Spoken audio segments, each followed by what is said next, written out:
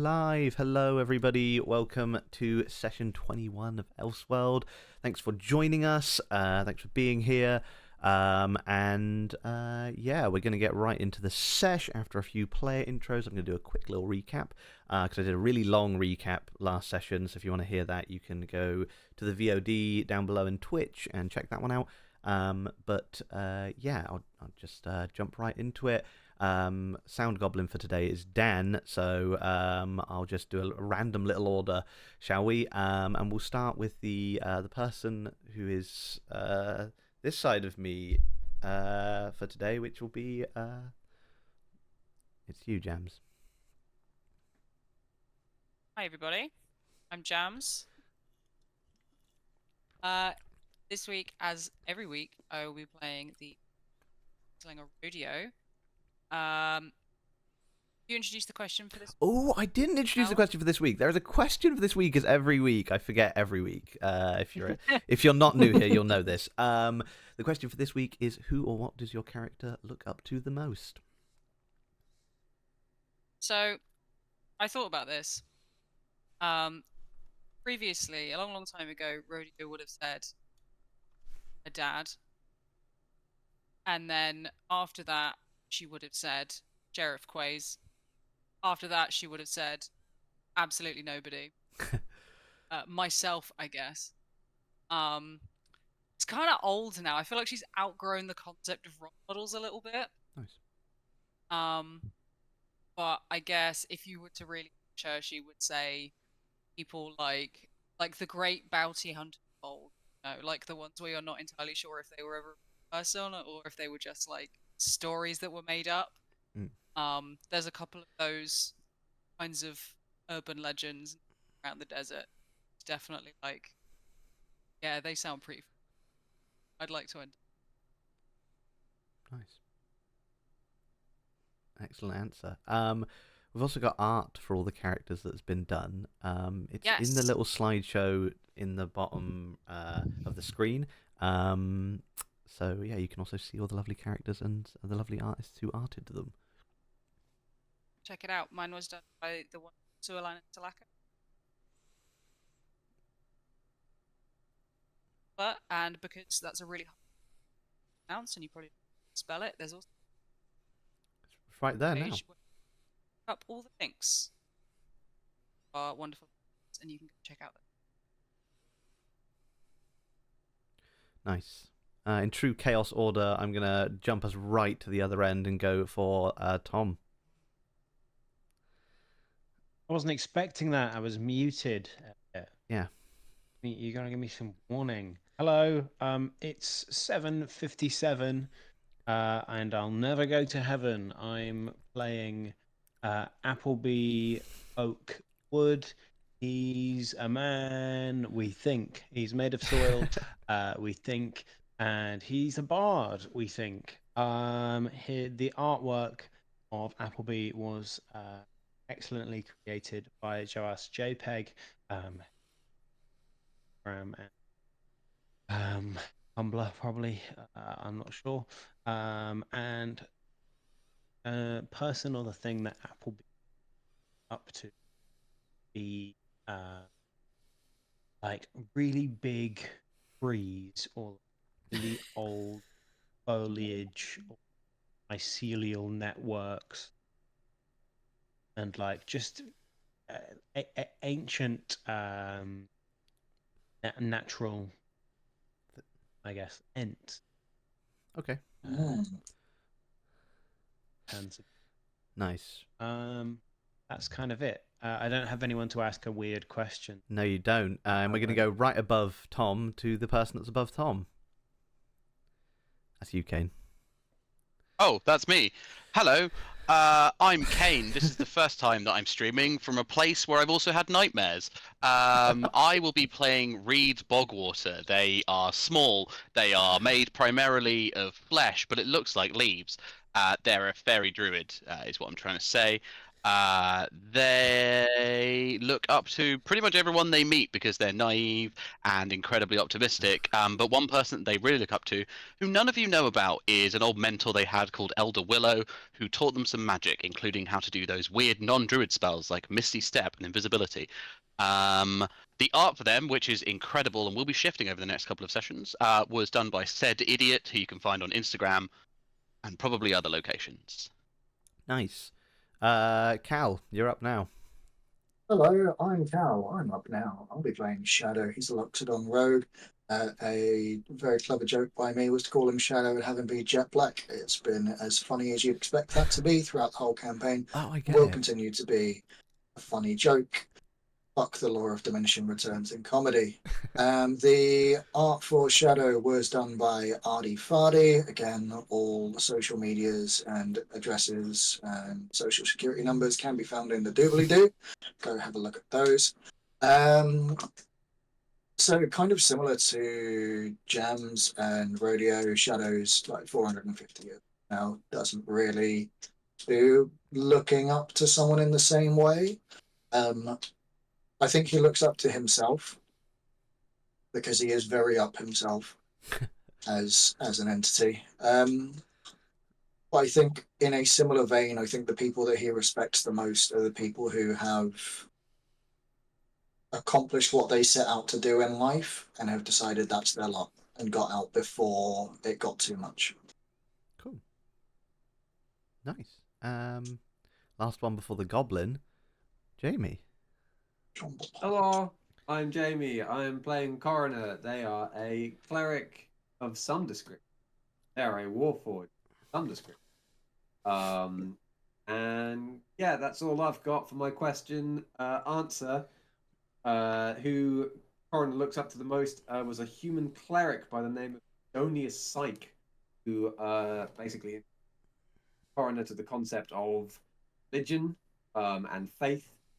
And sadly, their time together was cut short, so Coroner didn't learn as much from them as they would have liked, and because of that, does worship the god. Cool. And last, but by no means least, the goblin. Goblin.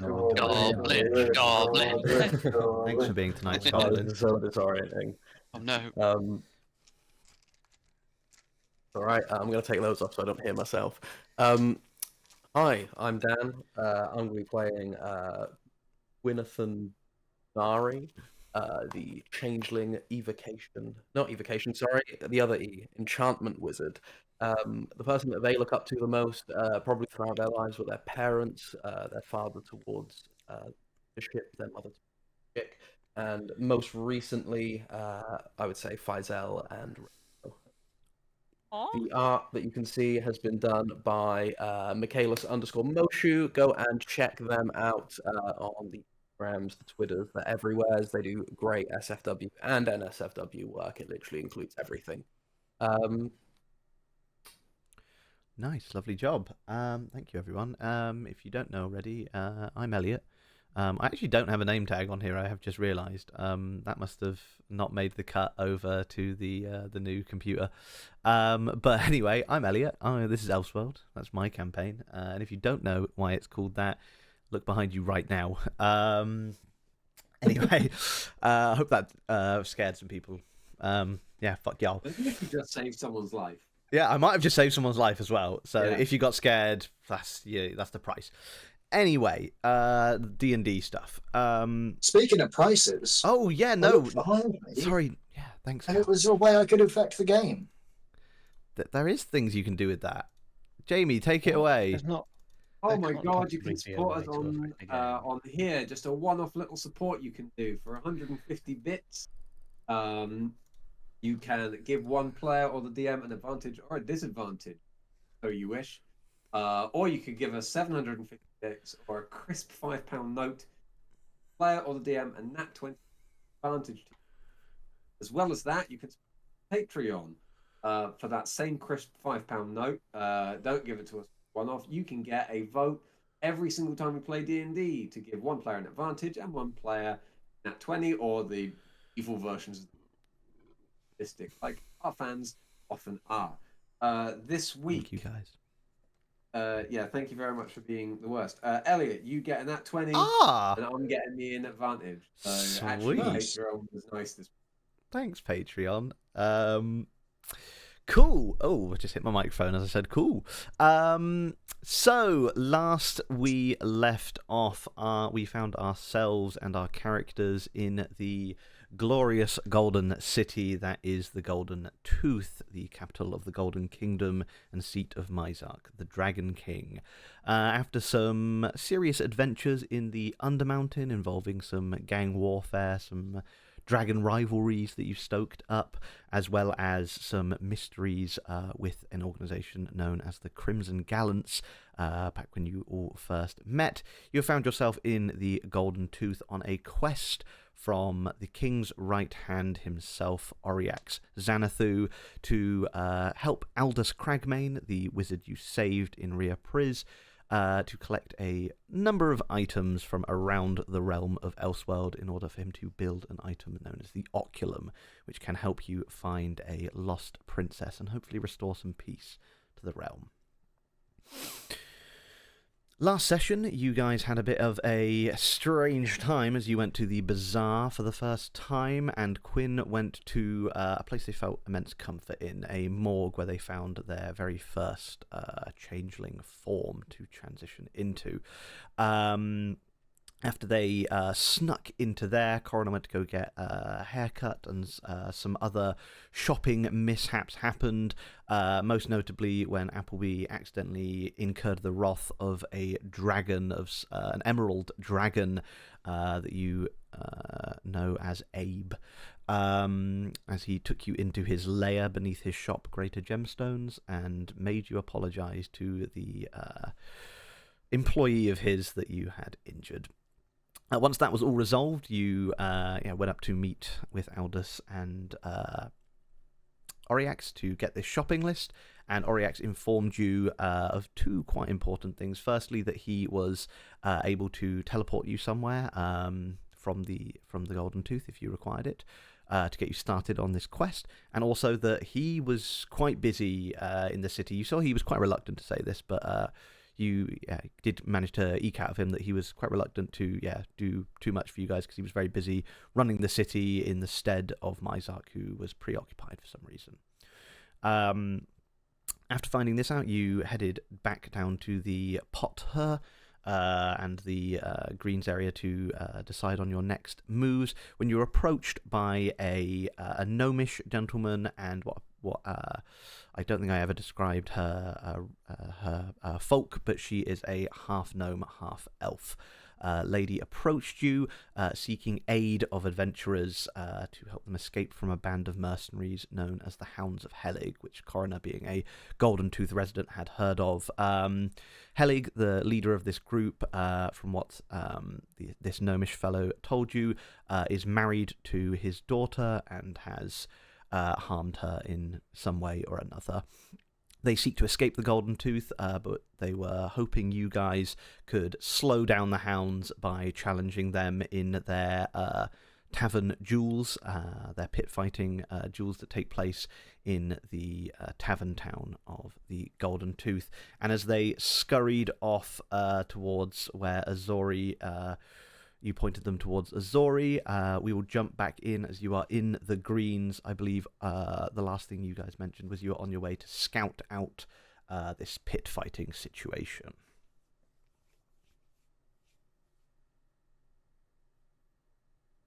I think we were on the way to... Were we going to Gauze? Because I think you were saying, Coroner was saying that they wanted to speak to them. I think we were heading to the Undercity and then these guys approached us, right? Yeah, that I was the think plan. so, but I'm happy to skip over that. That's him anytime. Works for me. But why were we heading back to the Undercity? We'd just scouted out the prison. Were we going back to report on something or check on someone? I think maybe just check out, because all of last night was very full on. Yeah. So maybe just go check what's happening with the Blue Bloods and the general situation down. Vigilante group. I can't remember. I'll never be. I Hold on. think it was you going to say goodbye to Gore because I watched it. We got sidelined by the prison and. Oh yeah, Quinn the just gnomes, I totally can't remember their name. freed that guy. Oh, yeah. I completely forgot about Yeah. that. Read a thief. Freed a thief. That's gonna come back to serve us well. I've got an appointment in the city this afternoon, so I need to be Oh. up here then. But apart from that, What are you doing? picking up something from a blacksmith. Nice. Do that. What time of day is it? It's quite early in the morning still. It's probably so what's happened today so far? You rested and then you went to go chat to Oriax and crew, I believe. Was that the way around you did Yes. it? Yeah, so 10 a.m. probably, I'd say. Maybe 11. Let's say 11 actually, because you had to travel back down here. So yeah, let's say it's probably about 11 a.m. in the morning. And this fighting situation, is it the thing where it's like 24 hours a day? Like That'll be in the peak evening. hours are in the evening. That's when, like, Coroner, you just know this. You can relay this if you wish, but Coroner, you'd know that the main fights happen at night, and especially from what this chap said yesterday, and your history check. I also rewatched it, and you did a pretty good history check on the Hounds of Helig. You know that they are the self-proclaimed champions of Tavern Town, so you'd think they're at least a fairly big name there. Yeah, Let's I'll take just him down relay a all peg. this. do we have a location as well? It's not like secret. You wouldn't think so. Okay, cool. So we know where to find them. We know. Well, really dramatic. Go Or- down a peg. Don't know if this is a bad idea. We could just see if they're there now and catch them unawares. If they're expecting fights in the evening, maybe they're not expecting people to come fight. That's the kind of sneaky fucking thinking that I'm here for. Let's go and kneecap them. We could go scope it out now. See maybe how kneecap. big the place is, what the vibe is. Like, if the opportunity's there, then Shadow said kneecap them. And at worst, it provides a scouting mission for us. Yeah. No one will be there to bet on us when we fight them. I'll bet on you. Yes, but Man said he'd pay us a pretty hefty sum as well. Didn't actually specify a gold amount, I don't think, but hefty means quite a lot, right? You'd hope so, but if it's hefty Presumably. compared to Reed, like it's going to be 5 copper pieces. Yeah. I can't carry a lot of gold. Where do you keep your money? I've pockets mostly. You Yeah. see some pockets that don't make sense. Oh, Yeah. You've got Cool, one of right. those dimensional That's that wallets. sorted. Just do a Personal do a casual walkthrough of the neighborhood, kind of take a glance. Yeah, let's scope the joint. Cool. Go So for you'd it. like to go up to Tavern Town? Yeah. Cool. And if worst comes to worst, all they see is a bunch of new folks strutting into town, make ourselves known. If they ask what we're up to, say, back we are tonight. here to beat the Find shit out out. of you. Exactly. If We'll anyone let for questions us, once we let Appleby do the talking. If someone And, questions if we just beat them up and make a name for ourselves early. Exactly. Cool. So- Coroner, you'd be able to lead the way pretty easily to Tavern Town as well. You'd know it's one of the few districts in the Tooth that is actually ascendable from any of the other levels, apart from the very top two. It's one that you can just walk to from the Greens or any of the other levels of the Golden Tooth, as it stretches almost the entire west side of the mountain. So you can actually just stroll on further around the base of the mountain, and there's you'd see a little golden staircase leading up towards Tavern Town. Yep, I'll lead. Turn into Waylon. Turn into I Wayland. can be myself for here. Yeah. Nice. Cool. So as you enter what is the rowdiest part of the Golden Tooth, you are met by a sight that you thought you had probably left behind in the Undermountain, as you see, rather than the usual quite well-maintained and orderly streets of the Golden Tooth, as soon as you get anywhere decently into Tavern Town, you are pelted with drinks from above. You see as drunk men and women and others of all folk and kind are spilling out of bars, inebriated, not inebriated, arm in arm with people. You see a few scruffs, a few brawls breaking out as, you are transported into somewhere that really gives you not a sense of this kind of good feeling that you've gotten in the rest of the Golden Tooth, but you kind of just feel like you want to get into a party mood here. You're really feeling like you want to just cut loose a bit and sort of have a really good time here. As you kind of get into you feel like just the innate presence that you felt in the Golden Tooth extends here, but in a different way, as you kind of feel like you're getting a bit loosened up by even just the air of this region of the Golden Tooth. As you go further and further through Tavern Town, you see as things get a little bit nicer as you go further up the side of the mountain, as it goes from the kind of lower end taverns, the more rough area of Tavern Town, into a more orderly and classy looking region. And here on this crossroads, sort of between the two districts, you see kind of this brawling kind of tavern area down below you on the mountain, and above you, stretching forth, you see a lot of high-end bars and as I said, more fancy establishments. You can see a large notice board with a small stage and a man atop the stage shouting about fights happening tonight. And you see this notice board behind him is plastered with notices of old fights, kind of betting. People are swarming around it, taking notes. You see tonight's sort of listing of fights, and you actually see that there seems to be some kind of special thing happening today, being that it's New Year's Day, as you see a banner at the top of this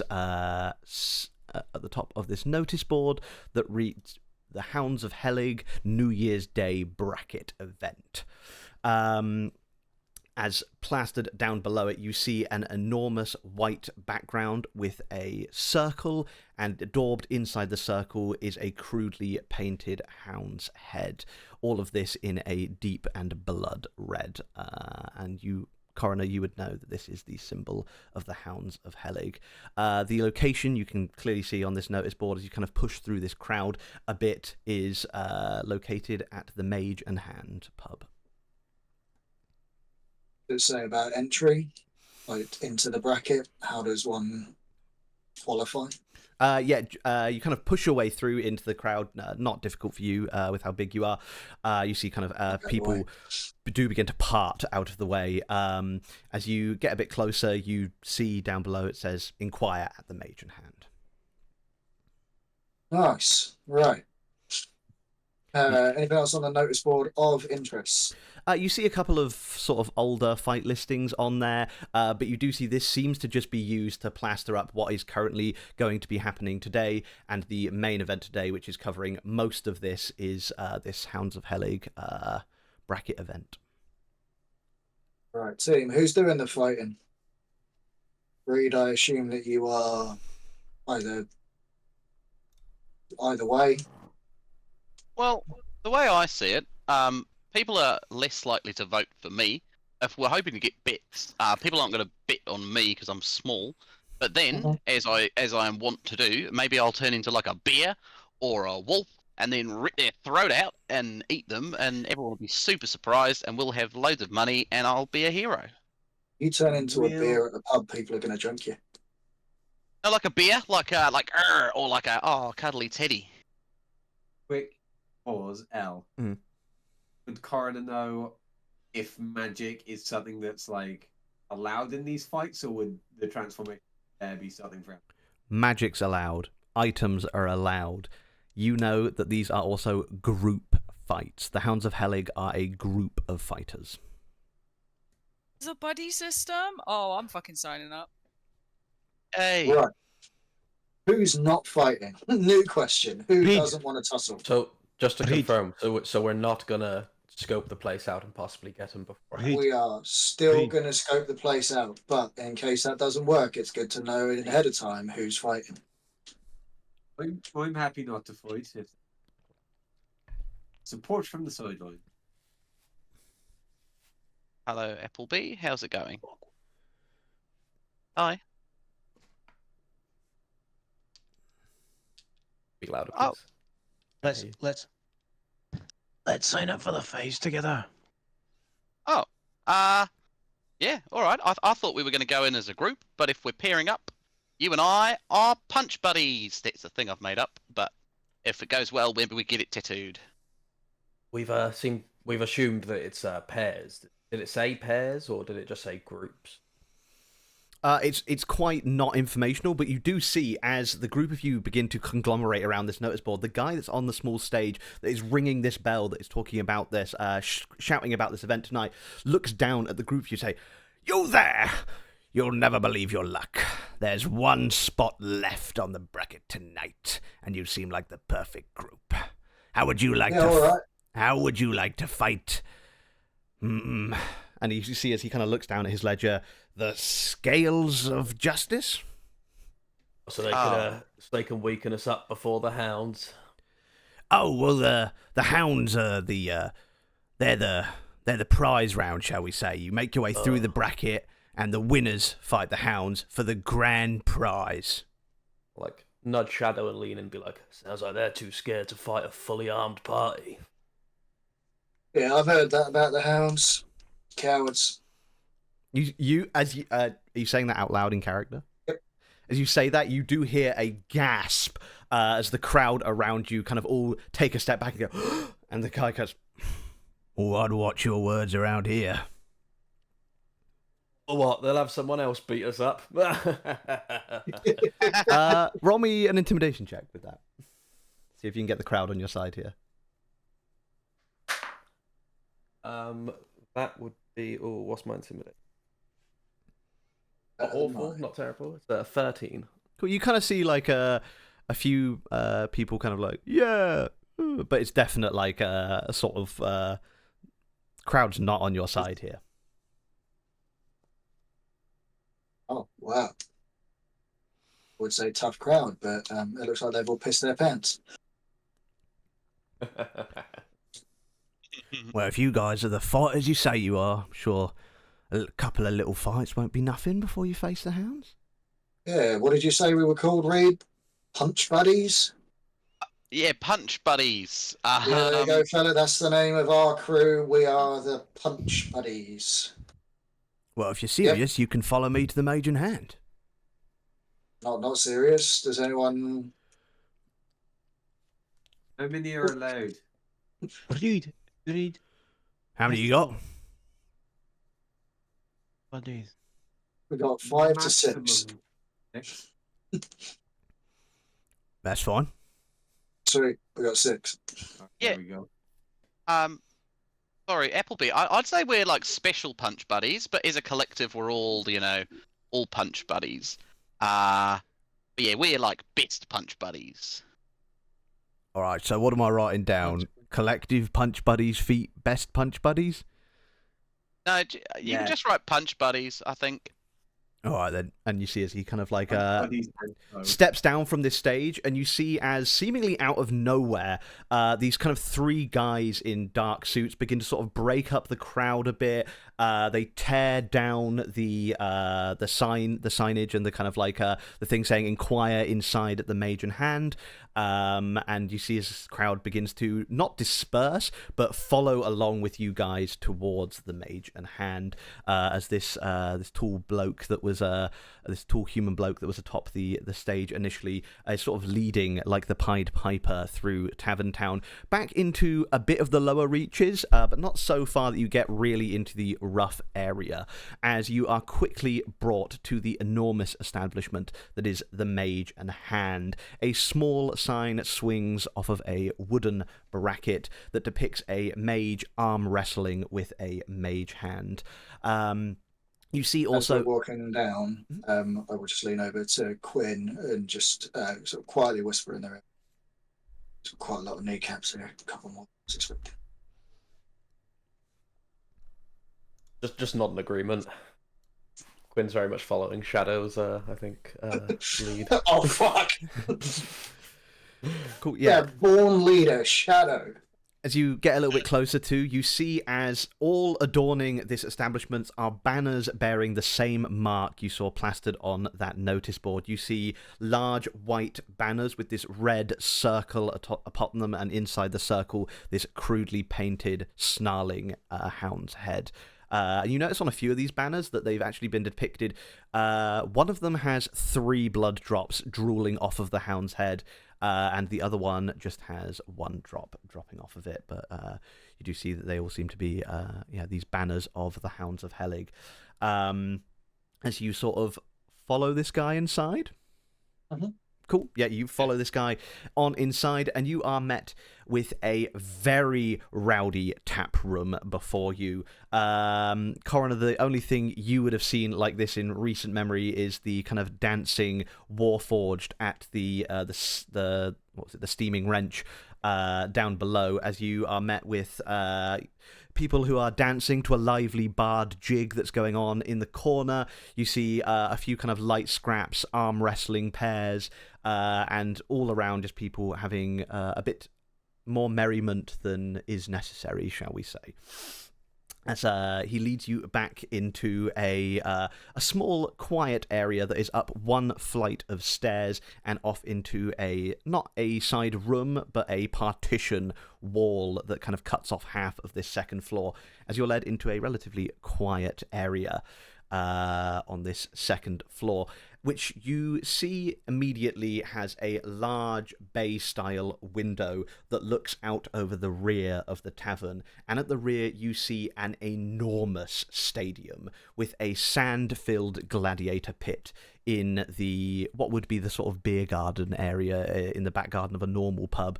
You see these kind of like this nicely grassed area around the very top end of this sunken pit, with kind of raked seating going down to this kind of curtain wall that extends around a fighting pit that is about 100 feet long. It's an oval, and at the widest point in the center of the oval, probably about 50 feet wide.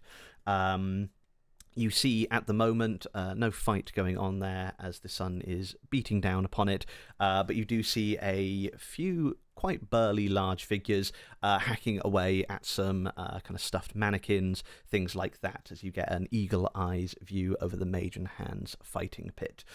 And kind of seeing you all staring out of this window, the chap that led you here, she's a beauty, innit? Yeah, gorgeous. Right, and you see as he kind of comes into the corner of this room, sets up behind a little desk, and kind of like fills out a little bit of paperwork. You see as he fills you in to bracket 2, and you do indeed see that you will first be fighting a group known as the Scales of Justice.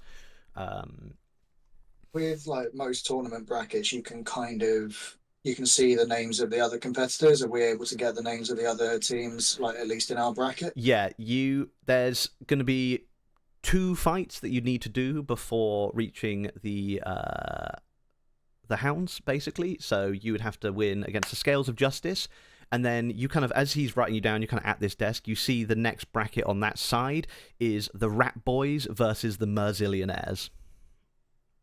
Can't believe we're not fighting the Rat Boys. I don't know which I want to fight more. Yeah. Kind of, yeah.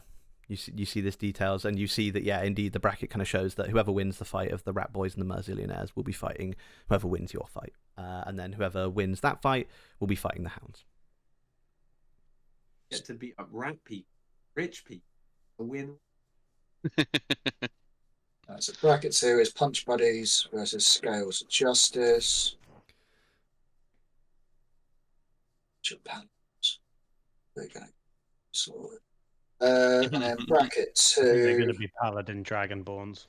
Yeah. We're just fucked. And then bracket 1 you said was the Merzillionaires versus the Rat Boys, yeah? The Merzillionaires versus the Rat Boys. Do we know the name of Jeeves in front of us? Nope, no one's asked his name yet. Oh. Right, what's your name? I'm Gruff. Gruff, excellent. Gruff, yeah. Gruff. Yeah. Lovely to meet you, mate. Likewise. Always nice to meet a new Rat fighting Boys and the Merzillionaires, what are they like? group. I don't really remember. You see, he kind of like scratches his head and kind of like looks up to you with a cheeky look in his eyes.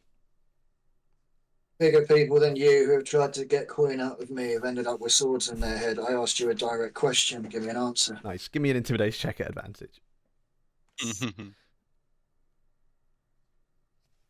Oh, thank fuck that was at advantage because the other one was garbage. I think 19. Yeah, 19. Nice. Kind of like kind of looks up at you and like you see for the first time he kind of like registers how big you actually are, kind of like looking up from his paperwork. He's like, yeah, sorry. Yeah, the Rat Boys. Oh, rat men basically. Don't really want to get bitten by them. Yeah, vicious, a bit cowardly, but they do have one big fucker who's pretty nasty. When I say big, I mean he's big. Bigger than me. Yeah, he kind of like does a little bit of a chuckle. Yeah. All right. And then what else? Merzillionaires. I don't know much about them. They're sort of new on the scene. Yeah, it's 3 gold dragonborns. Showed up with some fancy looking gear. Assuming named after Mizark. Yeah, it's a play on Marzilius Mizark. Nice. You can have Just to point of inspiration for mentioning that, Cal. Respects. The scales of justice, the ones that were against. Oh yeah. Really? Don't even think about trying to ask You for kind of like you see as he leans towards Appleby, and then like you just sort of like. I promise you don't want it. It's way worse to try and challenge Appleby. Oh, I'll just take your word for it. And as he kind of like looks into the soily holes that are Appleby's eyes, I can only do Unmoving, physical damage to you. completely unmoving. pretty new crew as well. The grand prize has tempted in quite a lot of fighters that we don't usually see around here. He's a young chap, and he's got a pretty new crew with him. What I do know is they've got an attack drake. Oh, you're gonna have to. Now, Cal has no idea what an attack drake is to Shadow. Ooh, I mean, I can work it out. I They- assume, Great but wizard. yeah. Right, I actually say most of you would have some idea of this. It's not an uncommon thing, certainly, to be in a high magic world. It's sort of like a really big dog if it was a dragon. A god drake. Yeah, it's like a guard drake. is But this is specifically known they've bought their puppy. as an attack drake. Yeah. How what colours there, drake? Oh, same as the leader, gold. Oh, sorry, silver. I'm thinking the Merzillionaires. Not a white drake. No. Wouldn't want to go near that. Question. As soon as the word prize was uttered, like Reed's eyes that are small and black and beady got slightly larger and black and beady, and they like flutter up to Gruff's face and are like, "What's the prize? What do we get? Is it like loads of money or acorns or something?" Well, first of all, the most important prize is automatic qualification for this year's Tavern Town Battle Brawl. Right. Yep, that's fun. You get a night of free drinks at the Mage in Hand. Okay. 1,000 gold pieces Each. as a group. Right. And either your choice, this is sponsored by a magic store, which I've lost the name of, but I'll find in a moment. But you can either choose from an uncommon magic item each, or one very rare item for your group. Oh. When you say choose, the uncommon or very rare, have a selection of, or is mystery grab? You will have a selection. Wait, let me just find the shop that is sponsoring it. It's not important though if you want to keep talking. Or It's not interested in the that great a legitimate fucking means of winning now. gemstone shop, is it? That we've definitely got good relations with, because they'll must have fucked right off. No, it's Um, Armoris Arcanis is sponsoring these. This is all sponsored by Armoris Arcanis, the best magical armourer in the Golden Tooth. Nice. Well, that's exciting. And I assume, Gruff, that you're the event promoter, person organising it. Oh yeah, I can write, so I've done the bracket. Nice one. And yeah, So, if I was to say be putting on my own tournament, I'd want to make sure that the final was something that I could market and get everyone in. At the moment, mate, you're making a classic blunder. oh yeah. Yeah, you've got the Scales of Justice and the Mazzillionaires potentially fighting each other in the final. What if they miss each other? You got Drake on Drake fight possibility here, and you've not got them in a bracket. If they ain't good enough for the Hounds, they'll be torn apart by Tavern Town by the morning anyway. Oh. So you make a rookie error there, mate. I think you should put us with the Rat Boys and leave the Scales Yeah, of I was Justice and gonna the say- Mazzillionaires together. Cal, that was very clearly just you trying to get us to fight the Rat Boys, wasn't it? Well, you just have to support them in their bracket, and you might get to face them anyway. Tom, everything I do is trying to get us to fight Rat Boys in whatever game we're playing. Oh, don't worry. I think the Rat Boys will have their part to play. As soon as you finish saying that, I got a Yoda scream. Yeah, it's kind of like Okay. first fight starts in about, it kind of looks down, 3 hours. You'll have a chance for a short rest between each fight, just so you're aware. It will actually be the Rat Boys and the Mazzillionaires fighting first. Then it will be you guys, and then you will be fighting whoever wins their fight. And then, well, you never know, you might be fighting the Hounds.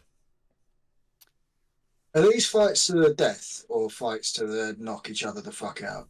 Yeah, I was going to inquire about the ground rules. Oh, that really is up to you.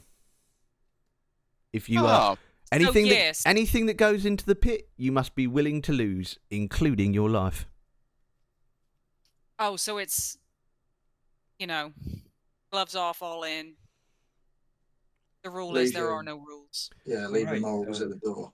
Yeah, just don't interfere with the outside of the pit, and likewise, the outside of the pit can't interfere with you. That's really the only rule. Right, okay, so no outside interference. It's No meddling while the fights are going on. I got it. You actually won't be able to. The barriers will prevent that. Unless, of course, Right, you're well. incredibly powerful, and I don't think you'd be here if you were. Well, that's That'd be that's, quite that's fun, got yeah. loaded. Yeah, fucking hell. Yeah, that's kind of a self-dunk, huh? What do you mean about your sport? Have some confidence. Maybe I should stop I ain't wearing my gonna fucking sell it. character sheet on my shirt. Give me a group persuasion check. Who's rolling it? It's a group one. check. Oh, Oh, God. Now, What are we even persuading him of? His self-worth. I Oh, guess. cool. cool. I got a nat 1. I got a 10. I got 19. Listen, I know where I am in the world. It's all right. It's not too bad. I just like seeing the fights. Yeah, fair enough, mate. Can't blame Yeah, you. if you're happy, that's fine, man. What are the Hounds doing while all of this is going on? Are they going to be watching the fights? Are they here now? Well, there's some of them down there, and you kind of like, he points down to the people that you saw training on the mannequins, and that you can still see there, training on down at the mannequins that are inside the pit, and kind of like, there's some, and rest having some drinks. Some might be with Helig. He's probably gonna be choosing his fighters soon, so I imagine he's probably up in his suite doing that, and well, he's locked himself up there for a little while after what happened, but fighting always brings him out. Well, after what happened? Yeah, had a bad day, huh? Oh, it's personal for him, I think. As you kind of also see all this going on, you see this chap also is wearing a pin that seems to be this hound's head in a circle up on his chest, and appears to be at least somewhat related to the Hounds of Helig. Any blood drops? No blood drops on this, no. The upset over that little elf gnome girl that he beat up. Kind of like this guy's like briefly taken aback and says, I'd keep it quiet, but yeah, it is about that. He was fuming. Sorry, what did you say, Dan? I said, it's alright, he'll get what's coming to him. Kind of like this guy kind of like nervously laughs as if he like misheard you, and then kind of get you see like a quizzical face. Well, I hope to see you in the pit. And he kind of like begins to close up his like his documents and things. If you just report to the fighter's entrance of the pit around the back in about 2 hours time or so, just enough time to get you all checked in and what have you. Oh yeah, do you guys does the bar stock like fruit juice and stuff? Oh yeah, we've got everything here. Nice. Oh, It's fruit like juice. we're the punch buddies. I'll make sure to have a bowl sent round. Thank you very much. Nice. Best of luck, punch buddies. And you see he kind of closes shut, and he goes through a another door actually out of this kind of partitioned area that he kind of like gestures for you guys to come out through as well. Well, Yeah. Cool. Yeah, you do kind of set out and you're kind of back into the bar. Sorry, just before we Mhm. leave. Yep. This would be going on while we're talking about other stuff. Mhm. The people that are down in the pit, like Yes. training and stuff. Mhm. From this distance, can we see anything about them? Like, are they human? Are they elvish? Are they? Cool. Yeah, give me Random anyone can give me a mix. perception check if they like observing the fighters down there. I want to see if there's anything like particularly unusual about them that will be worth noticing. Perception. That's a 17. Nice. 14. Scouting those bitches out. 17. 18. Cool. Anyone below the 15 line there? You just sort of see these vague humanoid figures. It's quite a distance away, and the pit is actually itself is sunken into the ground, making the distance even further. Any of y'all who got above the 15 there, you see a few forms of what you recognize to be bugbears down there. You see two of them just like sort of boxing. Something you thought was one of the mannequins at first, actually just a bugbear taking a few hits from another one. And you also see 3 half-orcs down there with these big great swords who seem to be doing some kind of like weird it looks almost like a ritual from up here, but you realize they're doing some kind of intricate blade training with one another. Are we Well, where's the third half level orcs? or fourth? Level 3. Grace. Gonna go over to wherever we need to post up for the wait time. Maybe put a bet on when the rat boys are going before us. The Rat Boys Yeah, versus the you're right. Merzillionaires is the first fight, yeah. Yeah, I'll essentially try and get a good watching spot for that. Try and like when a British person on holiday puts a towel on a sun lounger. Saving a spot for later. I'll go do that. Yeah. Cool, yeah, you make your way through the mage in hand. So Kind of get yourself a anyone that wants to get a drink, just subtract like a gold from your tally as you pass through the bar. Very easy to pick up a drink, get your way kind of around a few of the more inebriated customers, and head out onto the kind of beer garden level of the fighting pit surrounding areas. You kind of come out onto this lawn that is surrounding the uppermost rim of this sunken in pit, and you see kind of at the 4 corners there are stairs leading down to the raked seating, and then at both ends of the pit you see a fighter's entrance.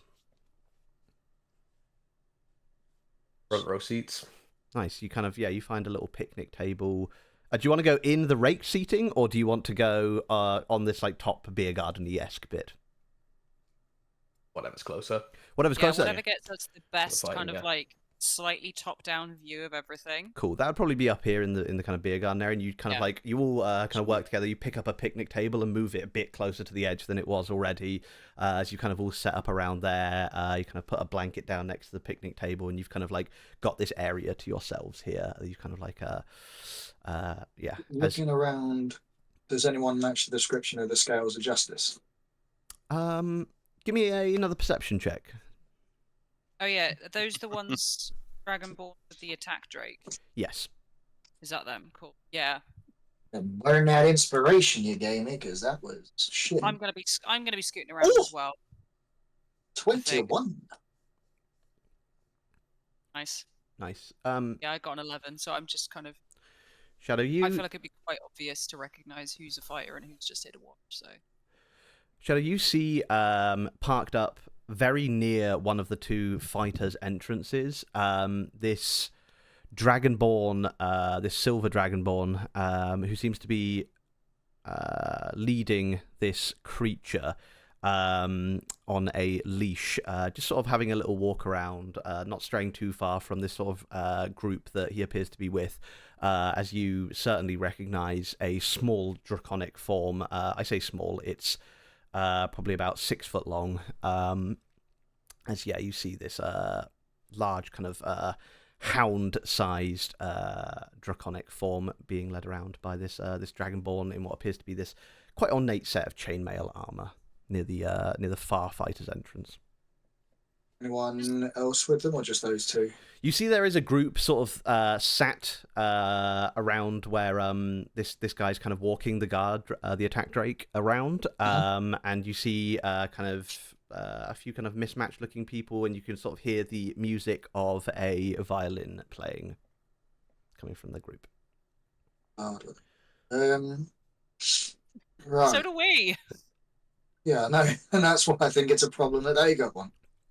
Yeah, well, they don't have a bard like we have a bard. Yeah, no. They got a bar. We got a They have a bard. bard. We have an Applebee. Yeah. It's very different. Reed, you're normally good at making friends. Do you want to go and make friends? Oh yeah, who with? There's so many people. That group over there with the big angry dog that's Yep. a bit scaly. All right, will do. Starts like fluttering over, and then yeah, we'll. I'm gonna go in the same general vicinity with you. I'm not just sending you on a suicide mission. You kind of begin to approach this group, Reed, and you're sort of spotted by this silver dragonborn quite quickly, who kind of immediately eyes you and sort of like the drake, it kind of that he's got leashed, you sort of see as it kind of sniffs the air with its tongue sticking out of its kind of darting out of its mouth, and it kind of like locks onto you as it begins to pull him a bit towards you as he kind of like pulls back the leash. Down, Grubby, down. Reed will kind of, without even really thinking about it, make eye contact with the drake, and stick their tongue out as well, in a sort of similar like motion that lizards do, just seemingly out of like mirroring. And then yeah, we'll turn attention back to the owner and be like, "Hello there. I'm assuming you're the scales of justice." Kind of like the guy kind of like looks at you, kind of a bit quizzical for a second, then looks down at the tabard that he's wearing over his chainmail armor, and you see adorned on there in kind of silver filigree is a symbol of what appears to be a dragon holding a set of balance scales on his chest. That would be me, yes. All right. Well, I love the get up. We don't have any kind of uniform yet, but maybe we'll take a leaf out of your book. Hi, I'm Reed Bogwater. I am a fairy. I'm a druid, and I just wanted to say hi. And hopefully, be pals before we end up hitting each other in a ring. You're a fighter too. Oh no, only when I need to, or if there's money involved, then maybe. Kind of see as he smiles at that and kind of he kind of ties the leash around his belt, and takes off sort of this chainmail glove that he's wearing on both of his kind of clawed hands. Takes that off and kind of extends it out to you, or just a few fingers out to you. Says, Girithil. Girithil, hi. I've got to write that in a book later. So if you could spell that, that'd be nice. It's Girith. Yep. ITH. IRITH. IL. IL. Excellent. You're in the friend book. It's a new one because I had to give the previous one to a dragon. So lovely to meet you. And Reed will reach out and grab like one finger and shake it.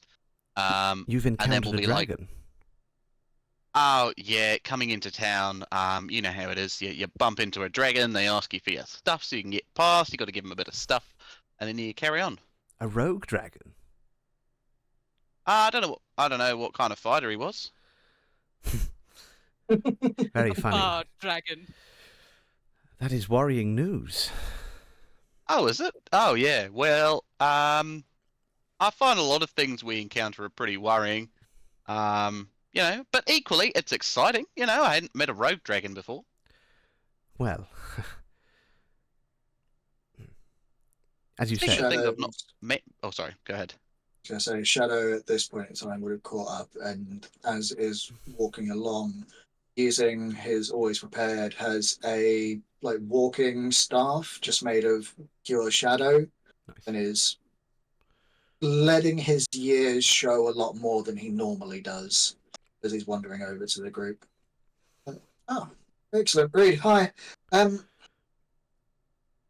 You've at the scales. Good. Hello. I don't think we've been introduced. I'm Girithil. Name's Rax. Lovely to meet you. This is our ringer. It's a pleasure to meet you. Are you fighting too? So we're the punch buddies. We've rocked up. That's a good name.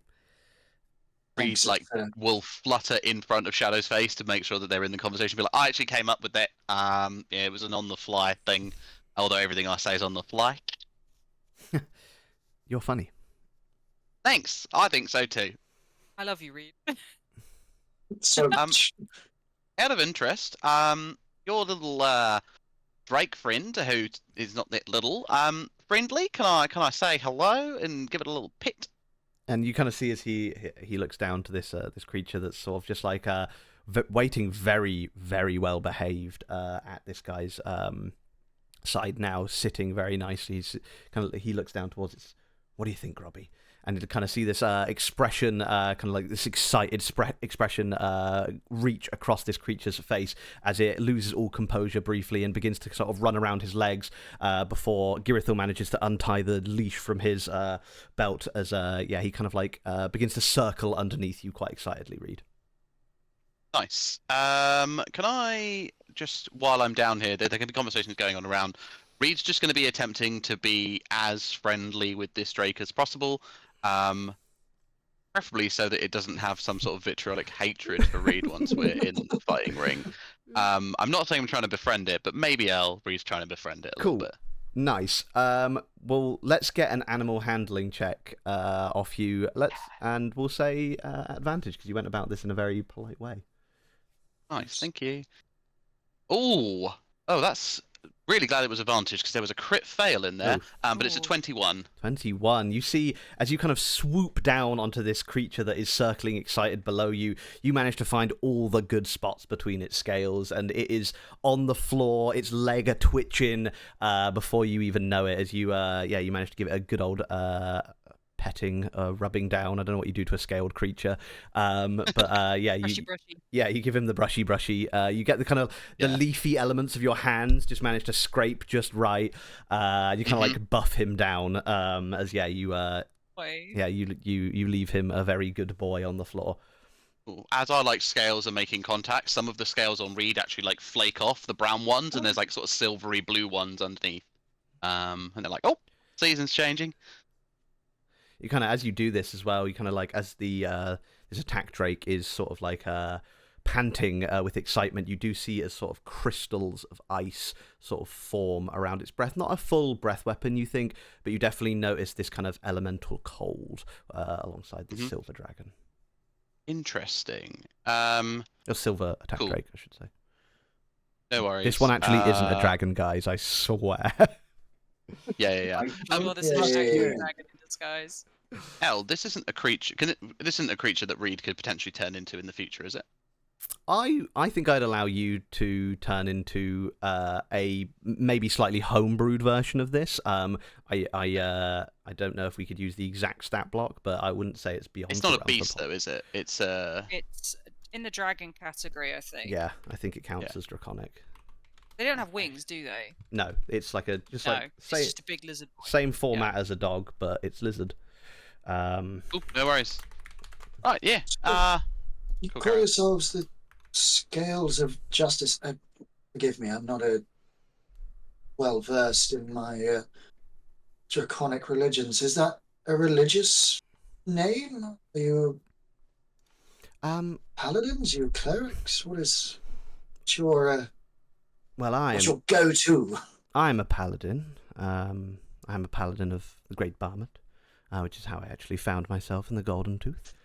I came here to worship at the Great Dragon Temple. But, well, my group are people who have joined me. They are people I've saved. They are people who have saved me. They are my friends. And he kind of like gestures down to this group. And you see kind of like they all sort of wave up at you as he kind of like gestures to them all. Waved at. Hello.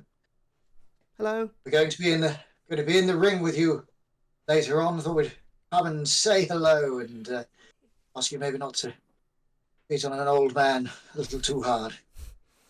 You see, as this elderly-looking red dragonborn sort of gets to his feet, quite much like the act you're putting on. You see that this guy is a bit slow, a bit. Yeah, his years are showing, but you see as he stands up, parts and pieces of gold claw armor, the guard of the Golden Tooth.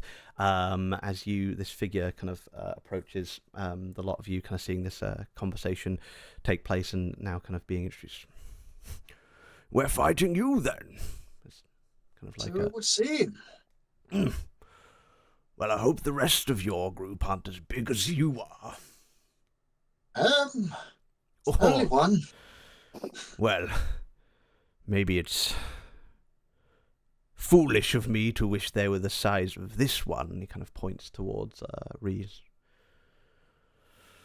Oh, don't you worry. They're quick in a tussle when they need to be, aren't you, Reed?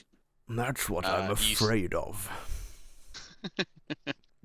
Yeah, Reed doesn't pay attention to this conversation. They are play wrestling with a drake right now. And you see as this chap kind of like kind of puts his hand onto Girithil's shoulders. Come, Girithil, we should train. Kind of, Girithil looks to you as, please, excuse me, and begins to turn of course. Wouldn't want you to pull a muscle out there. Pleasure to meet you all. Truly, whatever the result, we should get a drink after. Girithil kind of Yes, heads back. I'd enjoy it. He kind of like Reed. goes back to his group. Begins to spar with this older dragonborn. You see as the older dragonborn pulls out a longsword, which seems to be a longsword that Coroner you'd certainly recognise as the standard issue for a gold claw guard. As the silver dragonborn Girithil also draws their blade, you see is a much wider, sort of almost like a broad sword that they wield in one hand with this gleaming silver shield on the other arm. So yeah, you kind of like they go to their sparring. What would the remainder? So, of the... did you make friends? Oh, sorry. No, go ahead. That's right. What would the remainder of the group be doing as Reed and Shadow went off to chat to them? Waiting for the fight. Yeah, I've been kind of watching from a distance. Mainly just to make sure that get themselves eaten. Like, and have to come running in. That was a valid concern. But yeah, just kind of staying in our nice vantage point, keeping an eye on everything, particularly the people training in the ring, trying to like scope out like, you know, fighting styles or anything particularly unusual. Are we close enough to the Scales of Justice group rodeo to have been able to like see the symbol on the tabard that the guy has? She would, if as you said, Bahamut, if she can see that symbol, she'd know what it is. I just want to know if she's far away. Give me a second perception check at advantage as you sort of follow this conversation along from a distance. 4, so that's a 19. 19, yeah, with a 19, you certainly see this symbol on his tabard. It's not a direct symbol of the Church of Bahamut. You see that this is a something this person has clearly taken inspiration from and made their own. As you see, this appears to be a custom holy symbol that Girithil wears upon their chest. She's seen enough of those in her time to be able to probably figure it out. Yeah. And I assume it's the right colours as It's well. all the right colours. It's silvery platinum thread, and yeah, the dragon emblazoned that's holding these scales up does appear to be either platinum or silver. She can take an educated guess. Yeah. But none of the others have the same symbol. Not as far as you could see. Seems to be just this silver dragonborn wearing this tabard. Cool. And then, so yeah, and the others, I guess we can't tell much from it. You sort of see a little bit more training take place, but before long, you see as these bugbears pull up all the mannequins that were around the side, and you see as like a few more bugbears come out, and they get these big rakes, and they kind of all rake the sand so that it's nice and smooth. As you see, general busy work is getting done to get this pit ready for the first fight. Okay. As you see, probably half an hour or so passes before the arena is fully ready. As you see sort of some hype things begin to start. A few acrobats begin to perform in the arena. You see a few sort of sword swallowers, some jugglers. You see very briefly, these are all quite small acts. You see a mage doing some sort of minor illusory magic. Things like that, as is clearly here to pass the time. As these events are going on, you see as the crowd gets bigger and bigger all around you before you start hearing the calls of the betting staff as they shout above the crowd for anyone who wants to partake in the betting of the Rat Boys versus the Merzillionaires. What's the odds? Guy comes up to you. Well, odds are in the Rat Boys' favour, 2-1. So that's what. So whatever you put on Merzillionaires, you get double back. You'd get double back if you bet on the Merzillionaires, yeah. Cool. I am dirt poor, so 88 gold on the Merzillionaires. Cool. Just a quick thing, Al. Did you say there was about a 3-hour gap between got here and the fight? That was sort of what's just taken place with the preview acts and the conversation and scouting out and things. I've sent you a. Okay. Up here.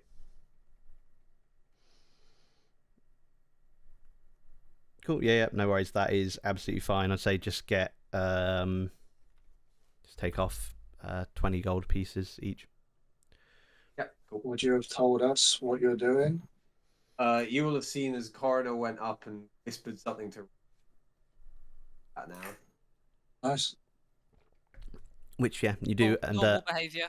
as these kind of betting guys are coming around, Quinn, yes, you placed a bet. Any other bets? Yeah, I'll put 100 on the Merzillionaires. Okay.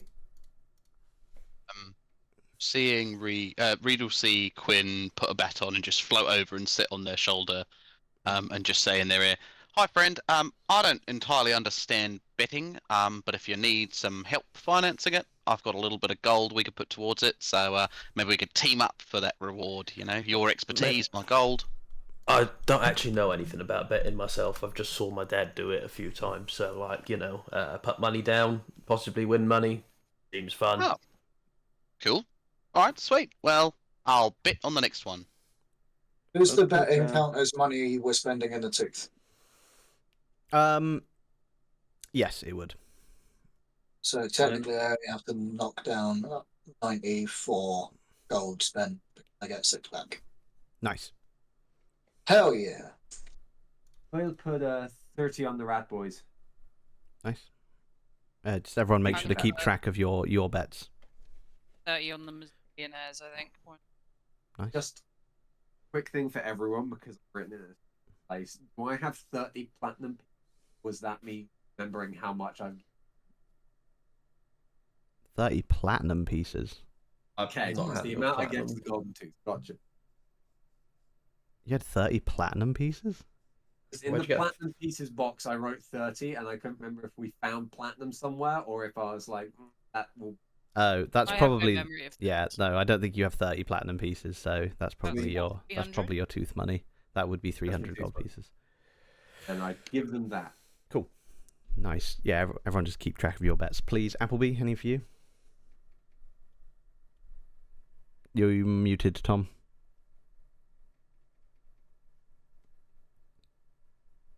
What? So far, all I said was, So, Well, that's good. Are we called? Yeah, so yeah, Appleby will put 50 on the Rat Boys. 50 on the Rat Boys. Brilliant. As the betting goes around, you see as following one of these betting guys through the crowd is Reed and Coroner. Would you like to describe what you just went to do? Yeah, we turn up with. Would you like to describe how they look, Reed? Yeah, sure. So I thought, that guy over there on the scales guy, he had a cool, like, tabard on. So I got us all little, like, matching sashes that say Do we punch have buddies team on them. T-shirts? Oh my. Oh, they're more like sashes. I thought a t-shirt, we're all different sizes, and I might turn into a bear and rip it. So, yeah, it's like a little like I'll go into Kane's voice. It's like a sort of like silk sash that goes over one shoulder. It is like a leafy green color with not very well matching like yellowy gold text on top, kind of like the Ellseworld colors, but if it was Nice. designed by someone with no eye for visual design, and then like a crudely drawn painting that definitely looks like Reed drew it, of like a fist punching the like P of punch buddies up just off center a little bit. We have one of those Incredible. each. Nice. So But if you turn it inside out, it says Miss Universe. Yeah, sure. Miss Ellsworld. Only Shadow. It's Ellsworld, yeah. You indeed are greeted with your friends with these lovely sashes as you hear an enormous bell toll from nowhere, and written in the night sky. I said, it's happening again! Written in the night sky above you in small motes of light, you see "Fight begin," and this big bell toll once again. Ding! 2 gates at either end of this sunken pit open up, and you see immediately dashing out of the pit closer to the mage and hand. We'll call that the home field for now. 6 humanoid figures skitter out across the sand and immediately begin trying to scrabble up the 30-foot high walls that lead to the seating. They briefly pause and turn as you see 4 more figures marching out of the gate. As they all turn to look at them, you see beneath their hood, robes and rags 6 rat-like faces dart their eyes back towards the gate that their allies are coming out, as you see 4 more heavily armoured rat men, not hiding in rags and robes like these other 6, marching out in tight formation with bucklers on one arm and jagged metal glaives in the other. Behind them you see another rat, which clearly a rat man, I should say, in what clearly appears to be custom-made rat man armor, a full suit of plate armor, including a conical nose piece like the classic kind of knight helm that goes right over his rat-ish snout. And if that wasn't enough, you see as the other 6 smaller rat men truly have fear in their eyes as the stomping form, unrecognizable to most of you, begins to follow out these 5 other rat men in this tight formation as you see an abomination come out of this pit, hulking nearly the same size or bigger as the ogre that you fought down in the Undermountain with the Silver Promise. You see, much like an ogre in form and stature, but this one has a large rat's head sticking out of its chest, as you see something not many people have seen in Ellseworld before, a true horror of the deep places, a rat ogre.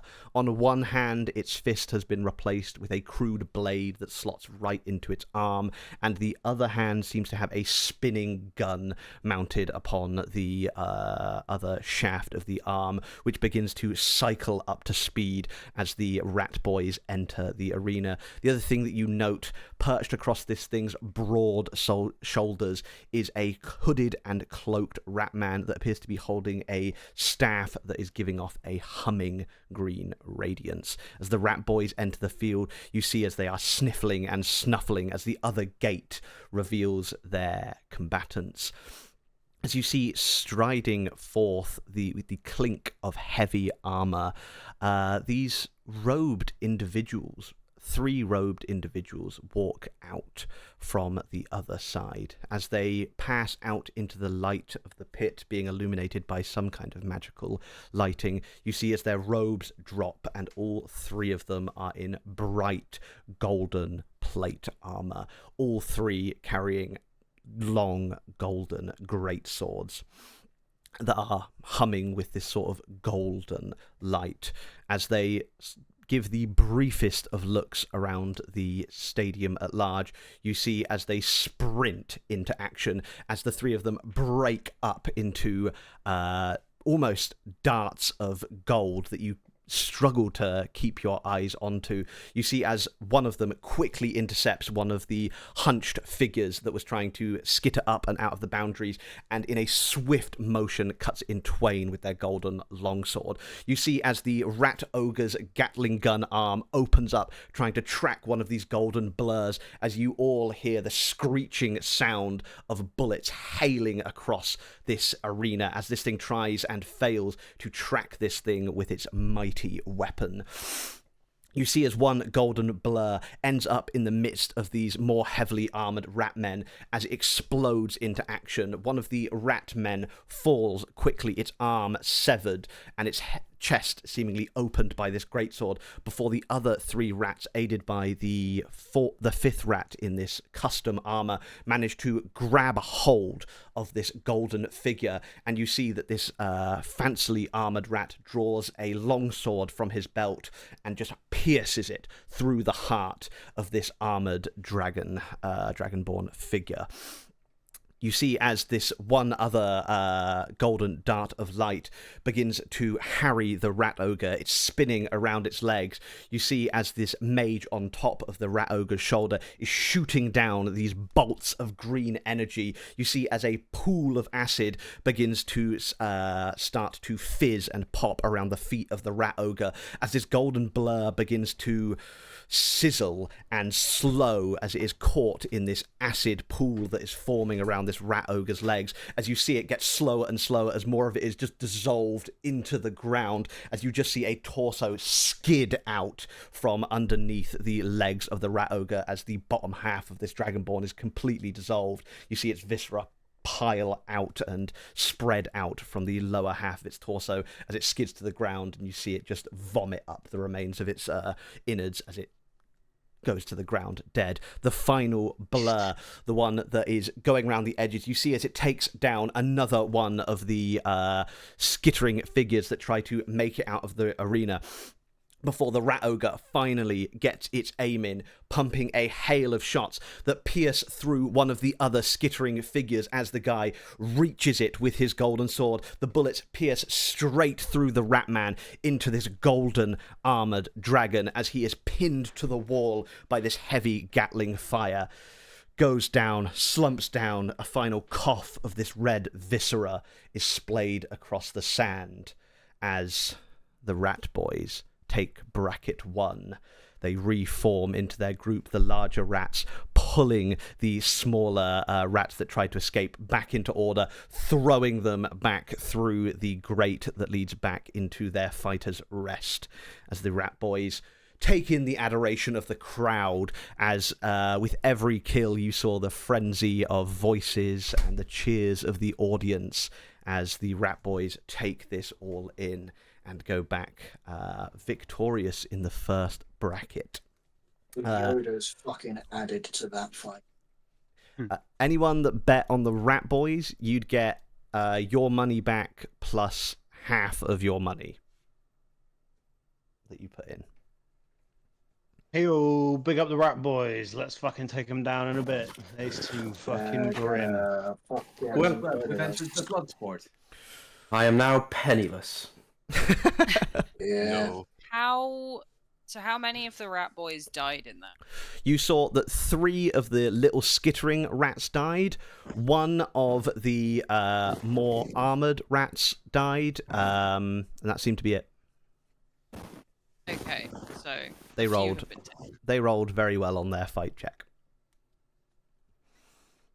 Quinn, so that Appleby makes- sort of goes, "Oh, look at that! They gave me too much winning money for my bet. Here's 25 gold. I don't need you it." don't have to do that. That's all right. Thank you, but it's all right. It's all He right. sort of just like drops it in a fan and then leaves. Cool.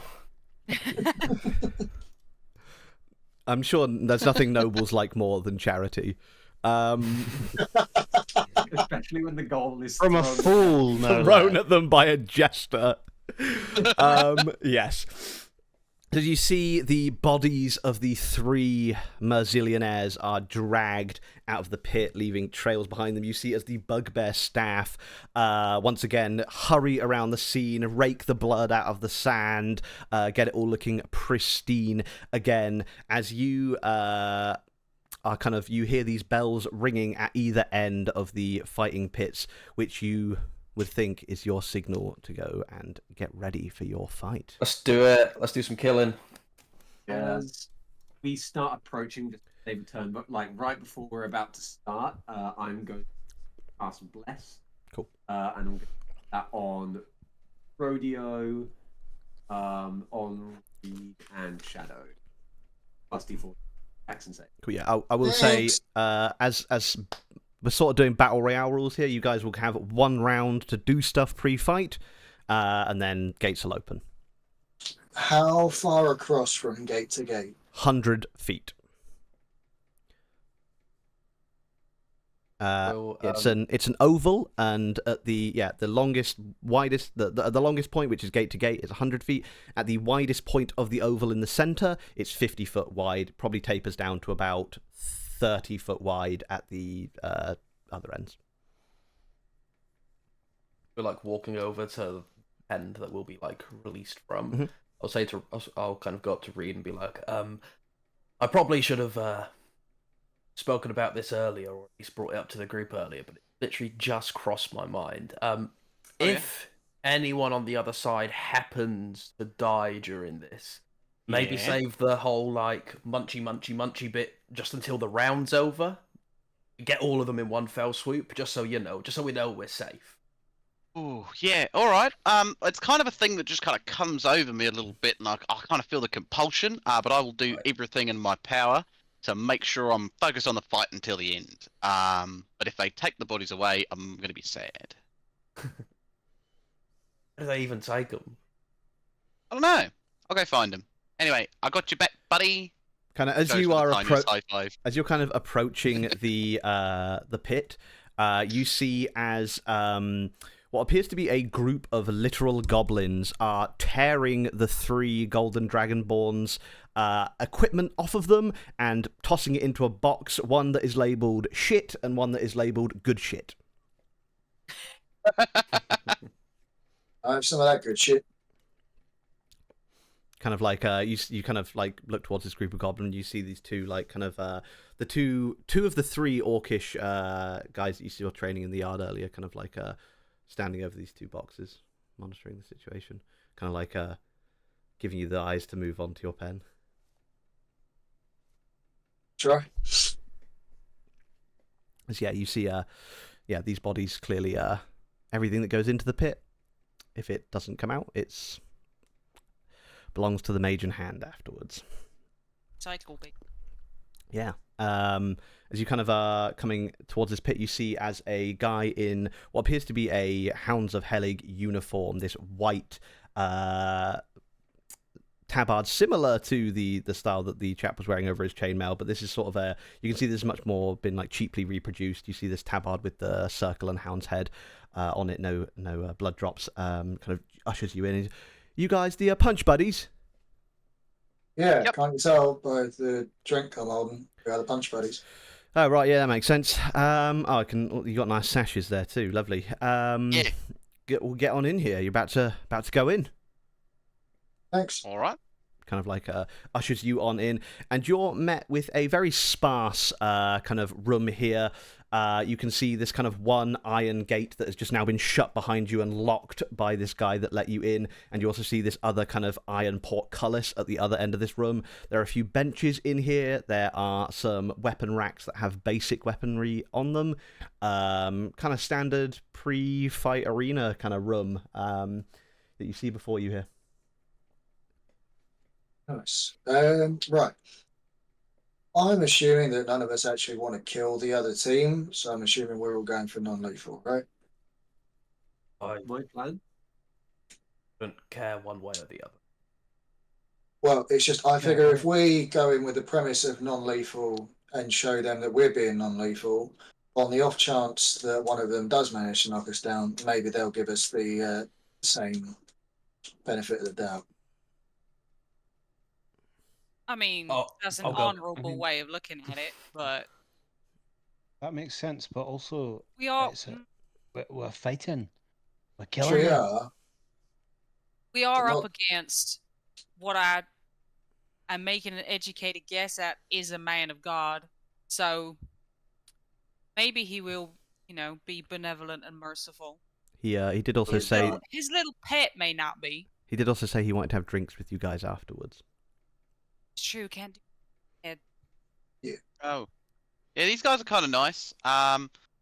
Maybe we could kill one of the ones that beat up children. But these How guys do seem you right. know they're kind of nice? I had a little Yeah, chat chat with with them them. earlier. Yeah, Appleby, you would have Was seen that as them? as Reed did speak to them earlier. As you Nice for 5 minutes. as you're kind of having this conversation, you see as this kind of these lights begin to appear over this portcullis gate. As you see 3 lights, 2 red, 1 green. As the first red light goes out. Anyone else got anything they can do to start to without burning a turn in combat? Give I'll you bardically- a heads. Oh. If anyone No, wants to be carry on. if anyone wants to be right over there, up in the mix, I can get you in and I can get you out. I mean, I'm Also- good back here. I guess my question is both in and out of game. Who's tanking? I guess it's me. I was going to turn into like a bug. No, not a bug, like an animal. A bug would be rubbish. I'm gonna tank Yeah. turns into bug. Yeah, sorry. I just really like saying the word bug in Reed's voice. Yeah, I was I was debating turning into like, I don't know, a giant hyena or something cool. Do that. Is that a thing you Yes. can do? Yeah. Oh Be a- yeah, watch. Do it before the fight starts. Cool. And as Alright, you cool. see, Yeah, I would recommend doing it now. second light goes off. You're now just left with the green light, and at this point, we're going to roll into initiative. You're going to have the 1 round. The green light's going to go out, and then the gate's going to open. Oh yeah, I'm a hyena now. Cool. I got nothing to do on that round anyway. Hood is You up, so I can try and stealth. I'm assuming they know where I am, though. Spending my inspiration, I rolled a 1. I rolled a So- 1 too. Is this for initiative? Yeah. Ooh, that's a 22. A lot better. That's a 90. Currently got a 15. You're not gonna believe it. I also rolled a 1, so I burnt my inspiration as well, and I got a 18. Okay, Reed, 18. Cal, what'd you get? Sorry, Shadow? 17. 17 for Shadow. Dan, what'd you get for Quinn? 19 19 for Quinn. for inspiration. Nice. Rodeo, 22. 22. Nice. Appleby, The most natural one. Nat 1. Woo! Sweet Nasty Beans. And then Corina. Although 50. You got 15. Cool. So let me just get this in an order that is now the order.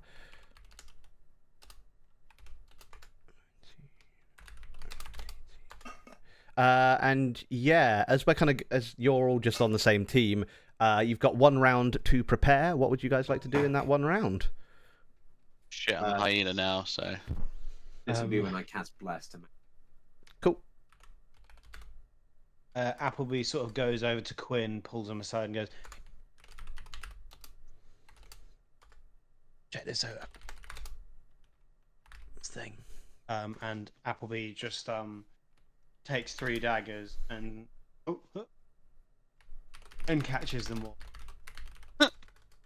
Pretty cool. Nice. Thanks. And you're bardically. Nice. Nice. Just for flavour, Reed's every time Reed turned into a creature, they used to have like sort of browny, autumny eyes. This time it's like shock blue, like icy eyes. Just for a bit of fun. Carry on, everybody. Who the fuck is White that? Walkers have got them. Cool. Right. So I'm going to attempt to hide. cool. Nice. It's a D6, by the way, Dan, my bardic inspo. Best fucking roll of the night is I'm the dumbest hide of my life. This might be the I best mean, it's a one. 27 stealth Oof, yeah. for that's what pretty- it's worth. Well, none of them will be hitting it with their passive perception. I'll tell you that much. So they're at least gonna have to have a look for you. Righty right. Any more in this preparation round? No, All I good. don't think that's yeah. I think we're all good. Think you're all good. Okay. Get my. I can't dual wield yet, can I? That's a specific thing that you need to do. You could wield 2 light weapons, I believe, which would be something like a short sword and a dagger, or 2 daggers, things like that. I believe the dual wielding fighter just gets Firearms won't work because I need to bonuses. take the actual dual. for firearms. You would, yeah. Yeah, I thought so. Cool. Right, so you all see as you make your final preparations. Coroner, you cast Bless. How does this manifest for Coroner? So yeah, they just sort of like, as you're now all used to, like hands together, sort of this awful like staticky back sound comes out of them, and tiny spectral leeches appear in the wrist area of the. Nice. Occasionally, it will hug their hands slightly to the left and right when punched. Get their aim more precise. Nice. Cool. You see, as that goes off, just in time as this final green boop happens and the gate is lifted, you hear the shunk go up as you are greeted with this sandy arena before you. You see 100 feet ahead of you as the gate opposite opens up, and you see these small, this distance, figures of the scales of justice. And up first with that absolutely cracking roll is going to be Rodeo with a 22 on the initiative. Quinn, you are on deck with a 19. So, who can I see? Who's in the front? What's going on? You see at the front that Girithil, the paladin, is very much leading the group here. At his shoulders, you see the red dragonborn, who is in the kind of golden armor, and at his other side, you see a young, what appears to be a human boy in leather armor and a wooden shield. I say boy; he's like an older teenager, probably 16 to 18, you'd guess. So we leave that one for that bit. And we have the Drake as well. Yeah, then behind that you see the attack Drake and this quite fey-looking figure sort of in the background, just doing a small jig and playing on this violin that you see in the background as they're wearing this sort of kind of light green robe and seems to have some elfin features to them. Okay, cool. I think I'm going for. I'm just like, as soon as the gates open, immediately she's just gonna whip a pistol out. Nice. Like, they could immediately take a shot at this guy. Nice. Go for it. Because you said it was 100 feet. It's 100 feet, yeah. Yeah. Ooh, that's a 23 to hit. 23, 100% hits. You see as Girithil goes to, like, sees you raising your gun, and you see as they sort of reactively go to raise their shield, but not quite quick enough as you manage to get them right in the shoulder. What weapon are you using at the moment? This is just the regular pistol, because Nice. it's the one with the best range on it. Nice, and nice, I'm out of magic gems for the hunky. Cool. Okay. That's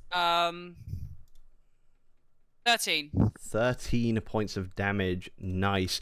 You see as this shot just kind of goes in, you see as it doesn't quite like penetrate fully, but you see as it's left this full dent and hole in the shoulder armor of their chainmail as this kind of just blows a portion off and throws them off balance as they're coming out of this gate into the pit. And then bonus action. Hang on. Quinn on deck. There are no like obstacles in this ring, are there? It's just an empty pit. No obstacles. This is a flat sand pit. Okay, then that's an absolutely useless item to use in this situation. I don't think I have anything else that I can for now, other than like I'm going to use some of my movement to kind of circle around the edge so that like I'm not in the way of other people. I'm going to stay back as far as I can because I have the range done. Nice. But I'm going to move out of the way a little bit just so that everybody else kind of has a shot at the chaos. Nice. You can head out, take this fucking dead-eye shot as you head out of the gate, and then just sort of flank off to the left as we come up to Quinn. Reed, you're on deck. Cool. Quinn will step 10 feet forward, pull the diamond out of their component pouch, dig it into the palm of their hand, and send a chromatic orb of fire across to the same guy that wrote. Nice. That's pretty good. That's a 21. Hits. You see once again, it's like now slower as they've already taken this hit to their shield arm, tries to raise the shield up to block this orb of fire that is hurtling towards them, just doesn't get there in time. Pretty good. That's 18 points of fire damage. That is nice. Poor guy.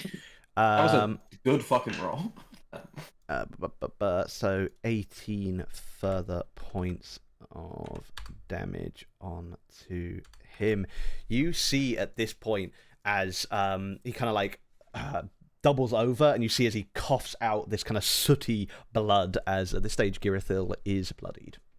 Cool. And Oh, I'll just back up back behind the bigger people who have more health. Change rodeo. Cool. Yeah. Rodeo's already kind of moved and set up, so you could certainly just go kind of squat down by where they are. That's absolutely what I'm here for. I'm forming a defensive wall for the squishy ones to hide behind. I take cover behind Rodeo. Nice. Please do. That's me. Brilliant. Reed, you're up. Shadow, you're on deck. Cool. It's 100 feet to any of the creature. They haven't actually made it out of the gate yet, so it's exactly 100 feet. Annoying. That's double my movement speed, and if I dash, there's nothing else I can do. So I might as well get moving. So yeah, the large sort of frosty-looking hyena. Yeah, just starts to like. It's still made of leaves, but like the leaves have like little like frost like frost kind of building up on the Like edges a of them. crunchy As, yeah, winter like, leaf. Yeah, like a crunchy winter leaf that's like starting to freeze on the ground. Just starts Nice. running, like galloping forward and like giggling under its breath like hyenas do. Kind of like, yeah, the blue eyes kind of shining out. But can't do anything, so I just thought I'd do a cool description. Just dashing? Are you going to get right up to them? Yeah, might as well, huh? Yeah, I'll dash right up so that I'm there. Cool. You do so. You get right up on them as you see kind of Girithil just stumbling there, and you see them cough up this kind of gout of this sooty blood. As you get right up on them, cackling and leaving this trail of frosty leaves behind you. Anything with your How many bonus? of them would I be able to get in engagement range with? 3. You'd be how many of them are there? if you 5 in total. Cool. Okay, cool. Including the Yeah. guard drake. You'd be in with the Girithil, the paladin, the former guard that came up to talk to you, the red dragonborn, and what appears to be Girithil's squire. Cool. I'll do that then. I can't do anything with my bonus action, so yeah, the hyena will just like get in with everyone. Actually, with my bonus action, can I attempt to make eye contact with the drake just to see if there's any recognition from our little game earlier? Actually, I'll do the tongue thing. I will stick my tongue out again. Cool. In the same way that I did before. Just give me a straight animal handling check. I was going to make it a dis, and then you said about the tongue thing, which was a nice callback, so I'll just give that to you at regular, but this will still be a fairly hard check. Okay, well, I rolled a 15 on the dice, and I'm Nice. a druid, so I got a +6. That's 21 again. Nice. Very well Nice. done. DC for that was 20. So you kind of you look out towards this creature, you stick your tongue out in this way, and you do see a glimmer of recognition, certainly, in the attack drake's eyes there, and something might happen on its turn with that. Cool, the hyena just winks at the drake, and then, yeah, gets an engagement range of as many people as I can. Does it look like a sexy version of the like guard drake now that it's like going to lead it off into a back room? No. It was just a wink of recognition. It's not a sexy one. Reed still isn't entirely sure what sex Not a is. sexy wink. Gotcha. Cool. That anything else? I think that's everything for you. That's all I can do. Cool. That was Reed. We got Shadow coming up. Coroner, you are on the deck. Speaking of not a sexy wink, Shadow's gonna do stuff. Nice. Oh man. No one does. It's probably the best. So they are quite far away. They are 100 feet away. But a slow, humble old man. So I shall totter forwards about 30 feet. Such is my movement. God, we're cutting it fine to the 6 seconds that I'm allowed. You just make it there in 6 seconds. Just about get the short bow up in time and fire off a shot, aiming for the legs Nice. of one master Girithil. Irithil. Mm-hmm. I was hidden. You were hidden. I'd say with everything that's gone on, he wouldn't be picking up on you. You were hidden, and there are shadows here that you could hide in. Nice. I will roll with advantage. Probably hitting, but I'll roll my d4 just in case. I've not got a d4 out. What a fucking rookie error that is. Well, I'll find that later. In the meantime, does 22 hit? 22 does indeed hit. As you slowly, ponderously take these long strides, which make up for the kind of slowness that you're moving with, as you kind of pull out your bow and take this slow aimed shot, just hits that exact mark that Rodeo hit with their first shot, and yeah, roll me your damage. Nice, so it's 10 piercing damage on the shot and then 7 sneaks. Nice. He kind of takes this, and you all see Girithil is not looking good after this first few strikes upon him, as he's kind of like still doubling over, just sort of fending off this hyena that's come up into his face. Is that everything for you, Shadow? I guess I will attempt bonus action. Do I want a bonus action dash and get closer, or a bonus action? I'm going to bonus action hide, see if there's a shadow. Well, no, I've used all of my movement. I'm going to stand really still Cool. and hope they don't look at me. Give me a stealth check. It will be a little bit harder from here, Yeah. but yeah, it's not impossible. Just a doddering old man. You wouldn't hit an old man, would you? You wouldn't take a walking staff from an old man.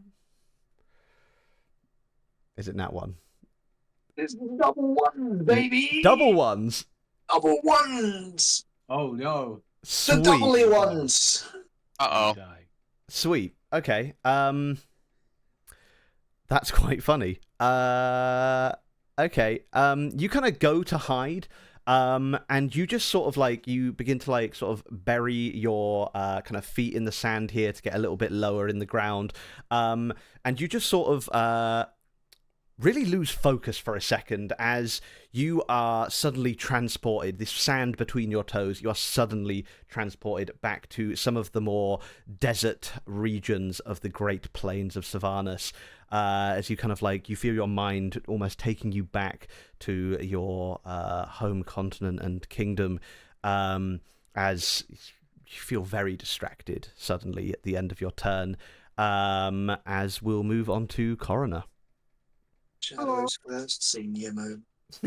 Not much I can really do at this point. So what I'm gonna do, I'm just gonna move outside the door. Has anyone of their team moved up? No, you guys have all gone before them so far. Sweet. So they're all 100 feet away. They're all 100 feet away, yeah. And you've got a frosty hyena on them. Frosty. A frosty, crunchy, leafy hyena, yes. Cool. In which case, not really much. I will hold. I'll move up sort of into the space a bit. Mhm. Not so I'm like at the very front, but so I'm sort of as close as I can. Mhm. And I will prep to cast Healing Word in case anyone. Cool, nice. Lovely job. I'll do me. Cool. Up next are the Scales of Justice.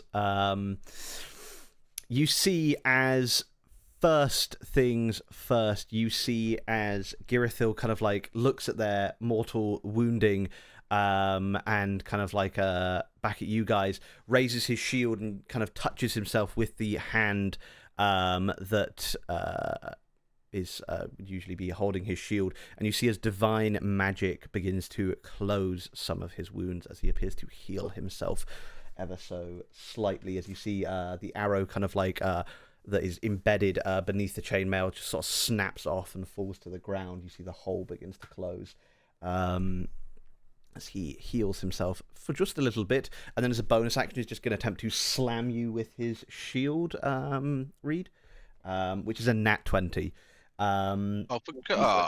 Just give me a quick strength saving throw with this. But before that goes through, how far away is he? He's 100 feet away. He's been trapped at the door here. And Reed got there. Damn.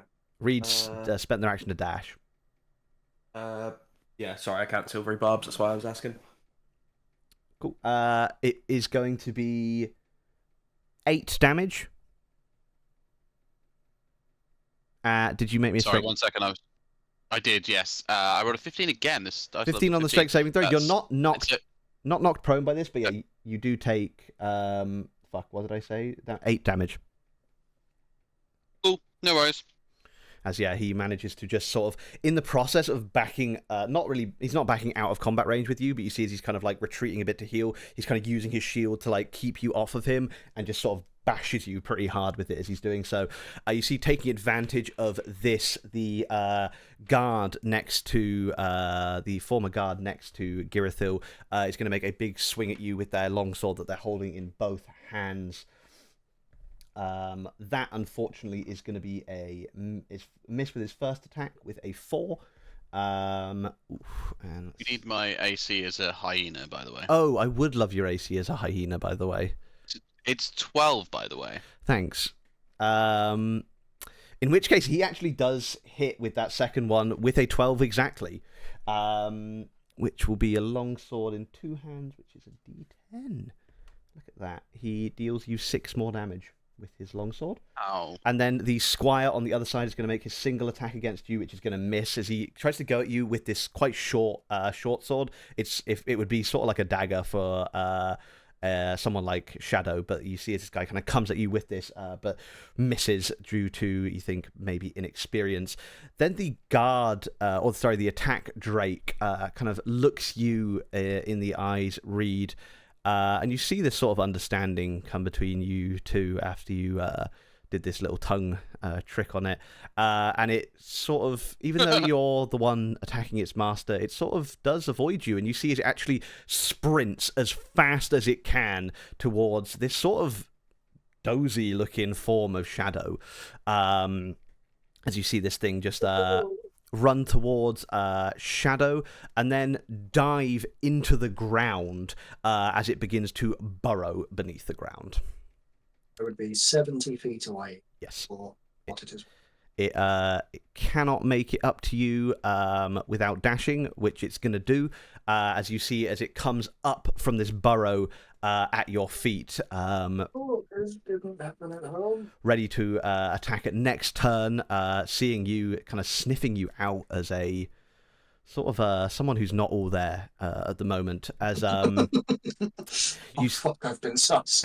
you then see as the elfin lady in the green robe at the back begins to pluck a few strings of her violin and then goes into a very melodic piece, as she is first of all going to bardically inspire Girithil with her bonus action, and then you see as the kind of the tuning area of the violin begins to unfold into the twin arms of a crossbow as she aims across her shoulder and fires a bolt at you, Shadow. And she's going to have advantage at this as you are currently sort of unawares of your situation. That's going to be a hit with a 21. Oh, my bolts. And that will deal you 8 piercing damage as this violin crossbow bolt just stabs into you. As give me a straight wisdom saving throw there as you take that damage.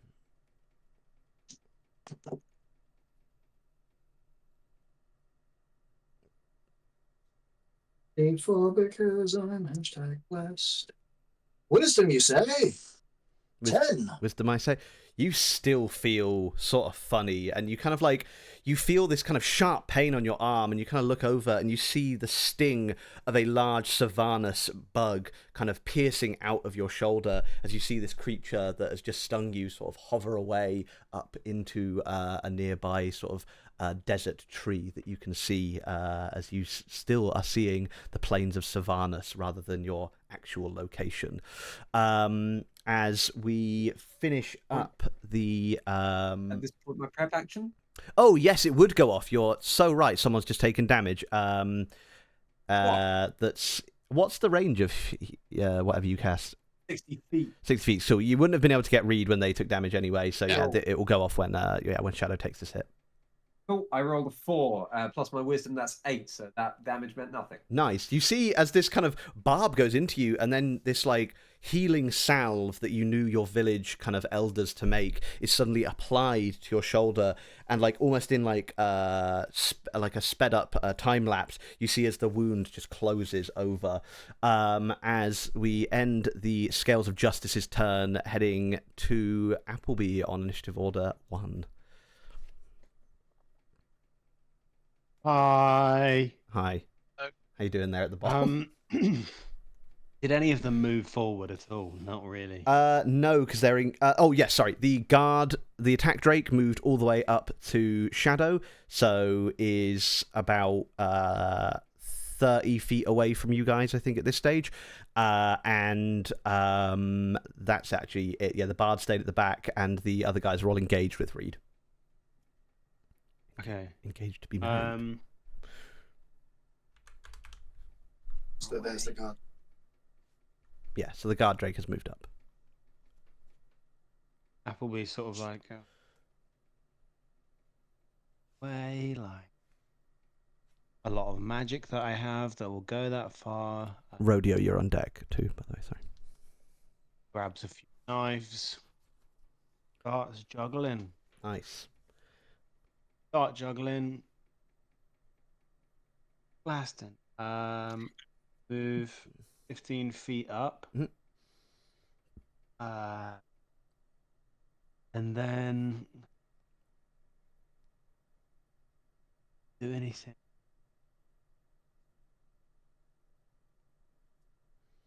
You're in yeah, throwing range of a dagger right now with the Drake. If you move, with 15, Drake? with it's 30 feet away from the door that you've just come out of. Okay. Yeah, I'll throw a dagger then in that case. Cool. Yeah, you begin doing this juggling, and you see, quick as a flash, as one of the daggers comes out of the juggle. 17. 17 hits.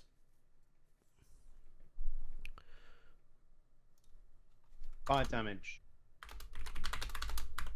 Nice. You see as this dagger flashes in and just sinks into the guard drake as it kind of like ruffles its scales as it's taken this hit. Nice. Anything else? Yeah, that's kind of Nice. Back up to the top, we got Rodeo, and then we got Quinn on deck. Oh my god, I've seen the Gaunties alarm as well. There's a Gaunties alarm? There is a Gaunties Yeah, alarm. I just didn't want to crap. interrupt. Oh my fucking god, I've only just minimized the thing and been like, hateful, It's so good. wonderful, I'm fucking I obsessed. love it so much.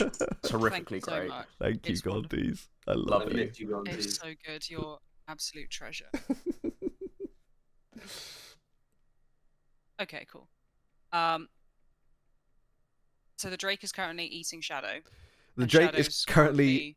he hasn't attacked yet because he had to dash to get up to Shadow, but the Drake is Okay, but currently... he's very much about to. Yes. Like, more opened wide around the elephant's leg. Mhm.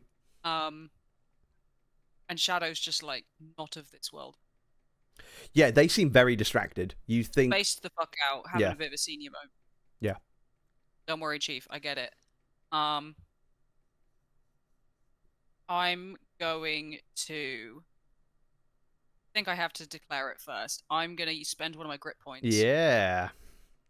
I think this is the first time I've done this. Mm-hmm. And I'm going to dazing shot on Drake. Nice.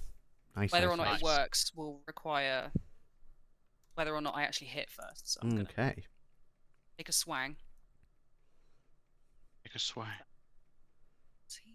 22. 22 very hits the Drake. Oh, can I have a Constitution save? You absolutely can have a Constitution save from the...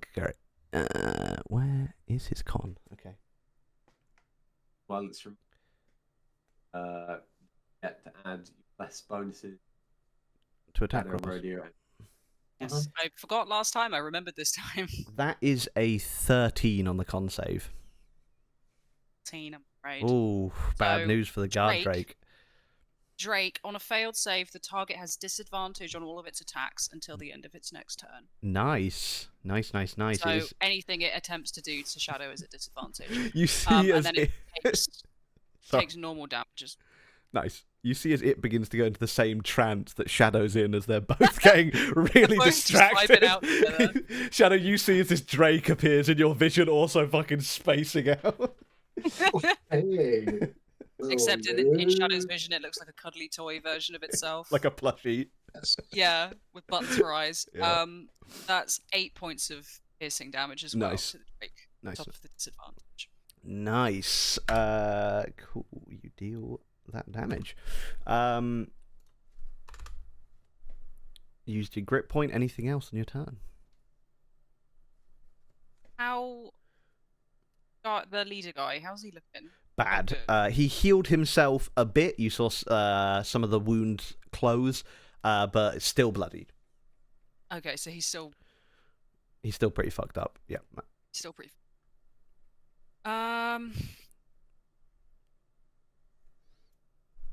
Nah, I'm gonna leave it for now. Cool. I'm remaining hunkered Nice. at the back.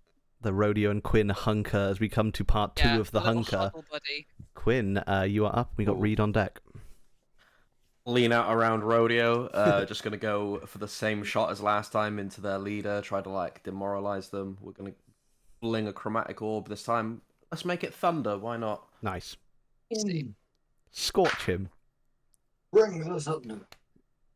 That gonna be a 17. 17 unfortunately misses. You see as finally his armor and shield manage to do something as he you hear this clap of thunder ring off, but you see as he kind of has this face of grim determination from behind his shield as it doesn't quite hit. That is all I can do. Cool. Read you up. Shadow on deck. Sorry, I'm muted. Hello, I'm a big leafy thing, so I'm going to bite the weakest person I see, Cool. which I think is my friend, Girithil, right? It's in terms of most wounded, certainly, yes. Cool. In that case, I'm going to do that. I'm going to go for a little bitey attack there. Nice. Oh, it's pretty dang good. It's 15 plus 5. It's a non-natural 20. A non-natural 20 does hit. Cool. I will roll the damage. It's non-lethal if that helps, El, if that's needed to know. Cool. I think you guys agreed on non-lethal generally before this fight, but correct me if I'm wrong there. Oh, I so nearly maxed out 2d6 of damage. It's 11 on the dice plus 3, 14 points of damage. 14 points of damage. How do you exactly knock him unconscious? Nice. Yeah, so the hyena just goes in for the ankle, thinking that's probably the best place to go to like destabilize someone without hurting them too much. And like bites onto the ankle, yanks it, and just watches as Girithil hits the ground. Where possible, Reed might even use their body to just make sure that like Girithil didn't hit the head or anything. So it's just kind of like getting underneath. Nice, you do so. Cool thing about. Sorry. You go for it. Yep. No, you go first. Okay, yeah, you just sort of grab onto the ankle, pull them down, sort of like so they collapse sort of on top of you, and then slump on down to the ground, unconscious. Nice. Because I've reduced a creature to 0 hit points, as a hyena, I get to make a bonus action where I can move and make another bite attack, so I'm going to do that against... Nice. Is anyone else injured in the people that I'm in engagement range with? No one injured, but if you were to go for the weakest, it would definitely be the younger chap with the wooden shield and the short sword. Oh, this feels incredibly mean, but... Go on, bite a child. Continue we've got to win a fight. This one's at least I'm learning... accepted the terms of the fight. Yeah, that's true. This one has signed up for this. Be here. Reed in their head is saying you shouldn't bring a child to a fight, but it's going to go for it anyway.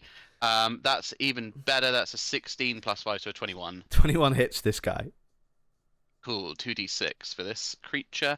Not quite as good as roll, but still pretty good. 10 plus 3, 13. 13. You tear through this paladin, and then you go for another set of ankles as you drag this squire down to the ground, unconscious as well. Nice. Cool. I don't have a bonus action, so I can't do the thing again, but I can move half my movement speed, apparently. Am I still in engagement range or something? Yeah, with the red dragonborn in the gold armor. Oh, in that case, yeah, I'll just square up against the red dragonborn. Not looking too bad, so yeah, happy to keep fighting. Nice. Cool. Anything else in your turn? I don't know, still giggling. Still giggling. Nice. We got Shadow up now, Coroner on deck. Just gonna reach out under the chin of this little Turkine Elpont cub that's popped up in shit, yeah. Sorry, at the start scritches under the chin. Yeah, as you do that, start your turn. Give me a wisdom saving throw, please. Adding the bless. Natural 20 plus Nice. a 4 on the dice. I'm so wise. You kind of like stick your hand under this thing's chin to scritch it, and you feel as it kind of begins to bite you, and this kind of like pain begins to drag you out of this dream, as you can't see how this plush creature is causing you any harm. As you're suddenly dragged back into reality, you see this guard drake slightly dazed but snarling before you, seemingly locked on intent to bite you here. We go into your turn with that nat 20. Yeah. Bonus action disengage. Nice. Gonna get myself out of the sand. And then do a quick look around. Kirithill's down, Squire's down, Reed's got the old guy. I'm gonna back up my 30 feet, literally still on the floor, backing up on my ass towards Quinn and Rodeo, probably about 15 feet, because I don't think you can move fast with arse shuffling. And I will fire a shot into the legs of the. I see the legs. It was burrowing. Yeah, it's come out now, so you can see the full Cool. the full attack. Yeah, rate. sound. Let's shoot it in the leg. Nice. This will be a straight roll. It's dazed. Is that advantage or? No, I think that just gave it disadvantage on attacking you. Cool. Nice. That was a fucking journey. Oh wait, add a D4. Ooh, 15 to hit the Drake. 15 hits the Drake. Oh yeah, we love to see it. Oh, we don't like that though. 5 piercing damage on them. Nice. You deal 5 damage as Sneak attack. You need to have someone in combat with you, unless you're a pirate, and then it just goes off whenever you fucking want. Mm-hmm. Or if you have advantage, I believe. Yeah. Cool. That you? That's me. Bony action, movement action. I'm spent. Nice. Coroner, you are up. Yeah, no one's on deck. Hey, I'm glad they've left the room. Did Reed get hit? Yeah, they've been hit a bit, but not a lot. They've taken Did anyone else get 8 hit? damage so far, I think. Not that you haven't already healed, I think. Sweet. We are winning. You guys are winning. Let's save it for now because I'm burning through spell slots quick. So I'm just gonna point at the not point, sort of glare at the Drake sound, and I'm gonna hold the dead on it. Nice. Another bell rings out as you toll the dead. Or the toll of the unconscious. Yeah, toll the unconscious. I'd like a wisdom save. A wisdom save from the guard Drake. Okay. It's really good at these. Nat 20. Nice. Actually, yeah. Wow, Yeah, cool. good I don't do round. jack. That is... Another thing. Sorry, Jamie. It's okay. Yeah, you I will stay where I am and think about how my god has failed me. This thing is so dazed, it can't even think about being knocked unconscious. Anything else, Coroner? It's like it hears the bell ring and it starts salivating. Dinner bell. Yeah. I've lost Drake. Yeah, no, that's me. That's you. Cool. Up next are the scales. How long is this thing dazed for, Jams? It was just until the end of its turn. And until the end of its turn. Cool. Wait, hang on. Let me double check that. Cool. What's its movement? Disadvantage on all attacks until the end of its turn. Nice. Cool. It's got 30 feet of movement, so it is going to, after its dash last turn, it's probably in range of most of y'all now, apart from Reed, if it wanted to. So it's going to... I'm just going to decide randomly. Cool. You see, as it begins to run towards Rodeo, seeing this kind of draconic form here, shooting away, hearing these loud bangs of the gun, this thing begins to run towards you and is going to make its bite and tail attack against you at disadvantage, being that you dazed it. So for the bite misses with a 7, and the tail attack, I think, will... that'll miss, I think, with a 15. Yep. My AC is 70. Yes, indeed. Cool. So yeah, it does. You sort of see as it kind of misses these two attacks, shakes off this kind of like bleary kind of look it had in its eyes, and kind of like now looks up to you with a bit more kind of focus, seeing as it shakes off this daze at the end of its turn. The bard is going to bardically inspire the red dragonborn this time. And then you see as once again the crossbow arms fold out, and she is going to, spying a fellow bard, going to make a crossbow attack against you, Appleby.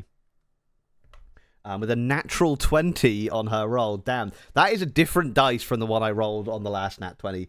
How far away are they from me now? They stayed at the back, so I actually just will need to check on the range of a crossbow to see how far away they could shoot with. I can silvery barb this, I will. Cool. It would be that one. They would get up to 80 feet away from Appleby. Out of range, sorry, Cool. Appleby. So yeah, they loose this crossbow bolt at you. And yeah, that's a nat 20, so that is going to be 8 damage plus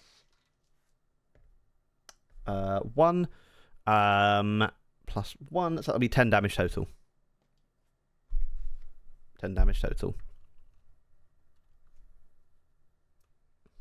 Fuck. As yeah, this bard pops off this shot, and then the Dragonborn guard is going to make his attacks against you again, Reed, being that you're up there with him. First, it's 15 for a hyena for the AC? No, it's 12. 12. Okay, both of his longsword attacks are going to hit then. With a 2-hand, that's D10. So that'll be that's 11 damage off the first hit. Okay. And not quite as good, 8 damage off the second hit. Okay.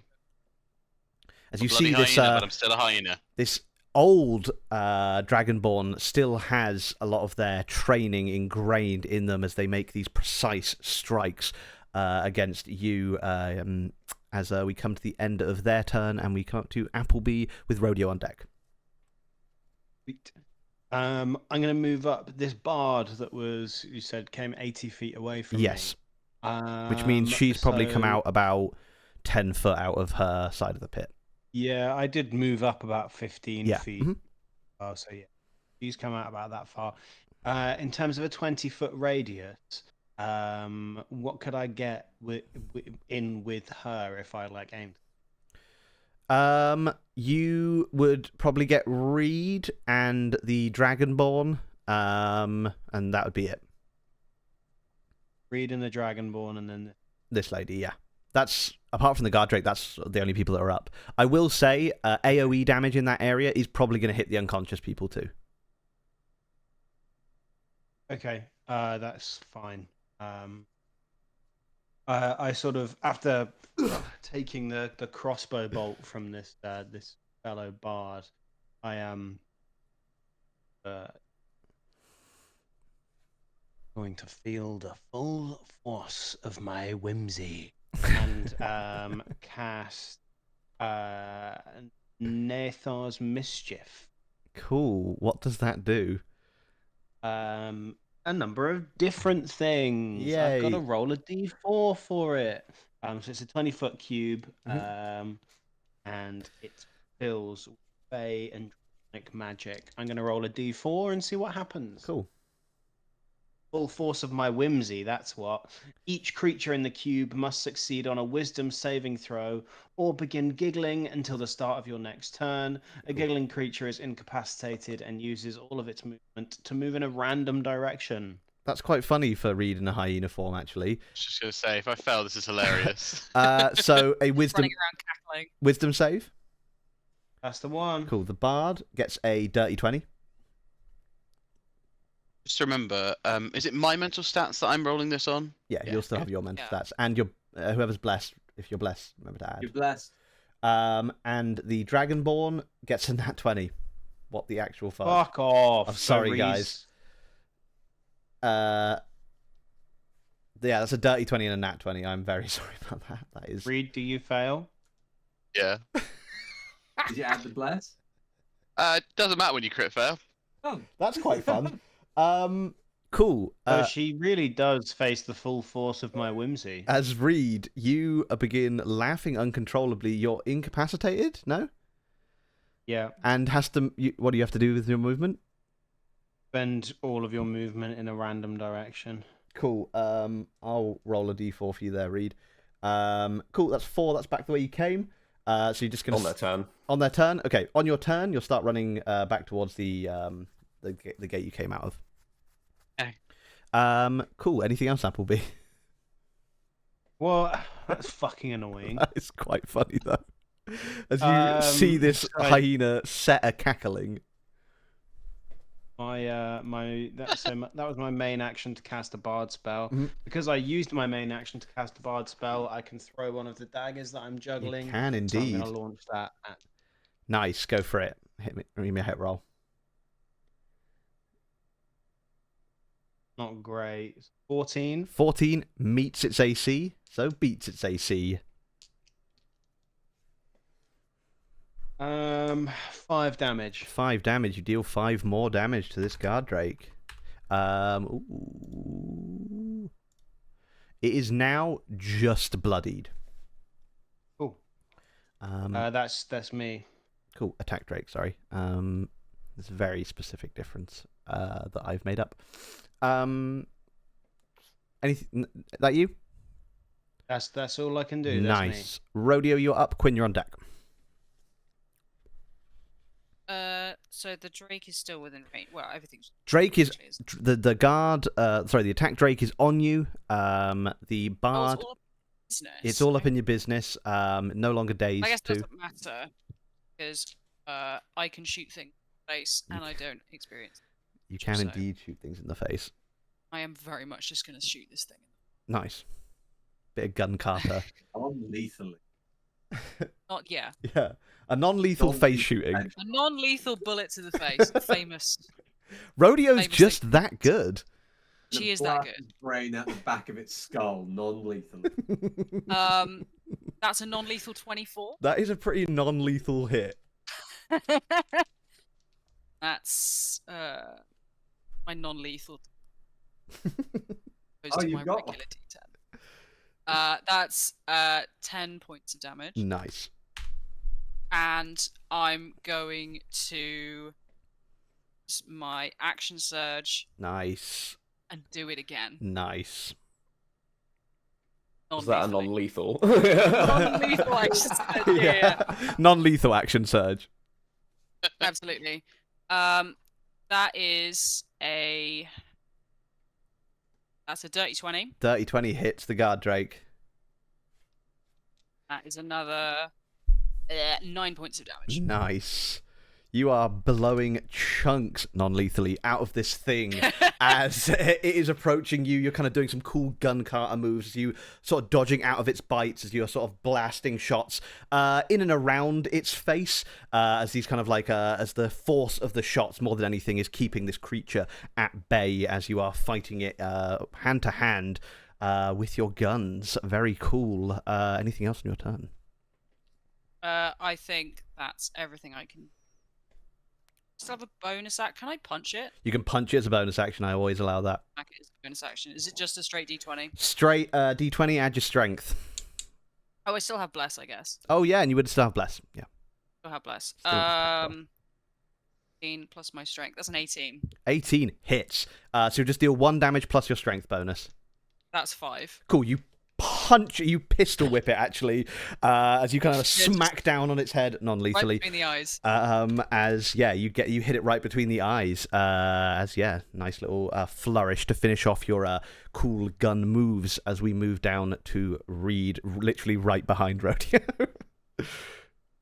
Quinn. Yeah. Is the guard drake still up? Guard drake is still up. Looks heavily injured at this stage. I think Rodeo's probably got that in that case, so I'm going to just kind of like... Yeah, I'm chill, don't worry about me. move kind of like such a way that I don't go past, like, within range of the guard drake, but towards where Reed is, seeing as I've just noted them start laughing and being hit a lot. Yep, you do so. Is the Bard and Dragonborn, are they comparably armored, would you say? The Dragonborn guard is wearing some kind of heavy armor. It's a patchwork mess of like bits he's repaired and old gold claw armor. And the elfin lady is literally just wearing a green robe that is so see-through you can pretty much see what's going on underneath. Okay. Interesting thing to wear to a fighting pit, but fair enough. I will throw a thunderous chromatic orb at that red Dragonborn. Nice, go for it. That is a natural fucking 20. Nice, Yeah. that of That course is- hits. Also, I only got a second level slot, so it had to be a second level. Cool, nice. Um, That's fine by me. let's see. Oh, Jesus Christ. What? So critting on 4d8 would be 8, 16, 32, 7, 44, 2 plus 1 more d8, which is 6. That is another 8. That was 3 8s out of the 4d8s. Wait, so what did I say, 42? Yeah, That ends at 50 points of thunder damage. Not nice. lethal, eh? Just give me, what's your spellcasting? It's in intelligence. You're a wizard, I know that. Yeah. Just give me a intelligence check at advantage here as you try to guide this spell non-lethally. Okay, that was double 3s. So that is an 8. That is an 8. I'm afraid that doesn't quite reach the requirement here, as you do Is that it was 5 double 3. you do 5 times his amount of health in one hit. As this, fuck. or just over 5 times this, just under 5 times this guy's health. As you, he is pasted by this lightning blast that just comes out. Much like Coroner, you would know this feeling, having seen this, and certainly you do see this, as the magic just erupts out of Quinn, much like that fated guiding bolt of yours, and just decimates this red Dragonborn. I think Quinn Yikes. instinctively, kind of just out of anxious nervousness and like not having like the most restful dream the night before, kind of just nervously like giggles and laughs and just goes, "Oh, I did not actually mean to do that time." Feeling like actually a little bit bad because these guys seemed good. And I'll end my turn. Nice. Always good when you can blitz a guy. I can tick another element type off of my destroy someone with a chromatic orb list. Yeah. I was going to say, With didn't another you do this crit right as at the well. beginning as well? I've so far destroyed someone with lightning, acid, poison, and now thunder. We Nice. dissolved Nice. Wow. You've actually still I'm got the so- dissolved gnome. I've still got the dissolved I'll gnome on my put it in a person. jar. Yeah. Quinn, is that you? Is that you, Quinn? That is me, baby. Nice. Up to Reed. You've done enough. Shadow, you're on deck. You've just seen this blast of thunder turn this red Dragonborn into a red paste and some golden armor. Adder, I'm in fits of laughter, so I'm going to keep on laughing Oh, and yeah. run away from it. Yeah, what happened? Is it a save at the end of their turn there, Tom?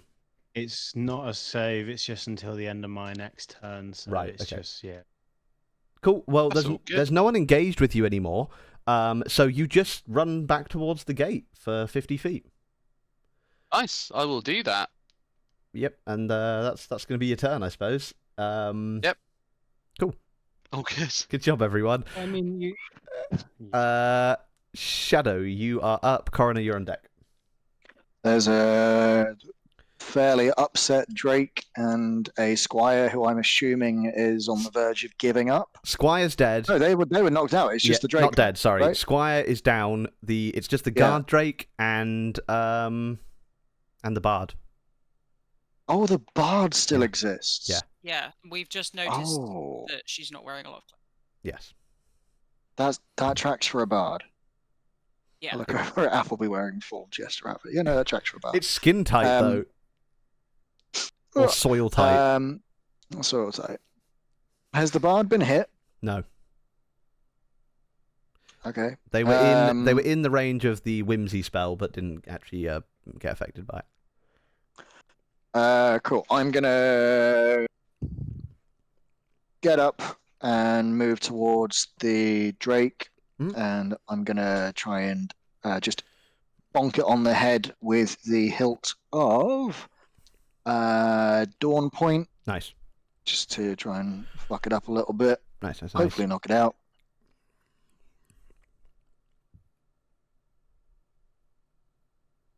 Natural 1. Natural 1. Unfortunately, does not hit. No, that makes sense. I guess I'll bonus action disengage. 15 feet beyond it. An attempt to move towards the bard. I'm just not going to look back at the... I'm just going to assume that I knocked the Drake out. Fuck it. That definitely worked. And I will continue moving on. Nice. Are you moving away out of the Drake's range?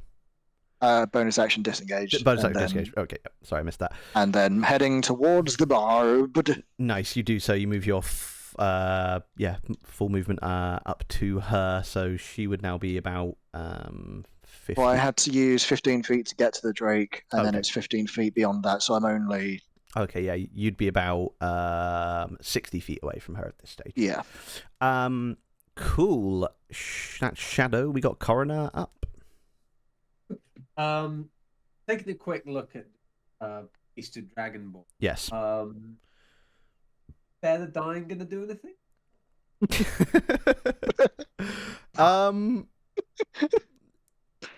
You can give me what does Spare the Dying actually do? This guy is fully dead. Someone is doing death saving. Oh no, this guy is fully dead. Okay, well it was worth a shot. It is worth asking. Is that is the Drake still up? Drake's still up. Yeah, I'll just do another hold of the. Nice. Save. Nice. I can give you a wisdom save. That is a 4. That's much more like it. Okay, that one fails. Yes. So a D12. D12. Nice. Toll that unconsciousness.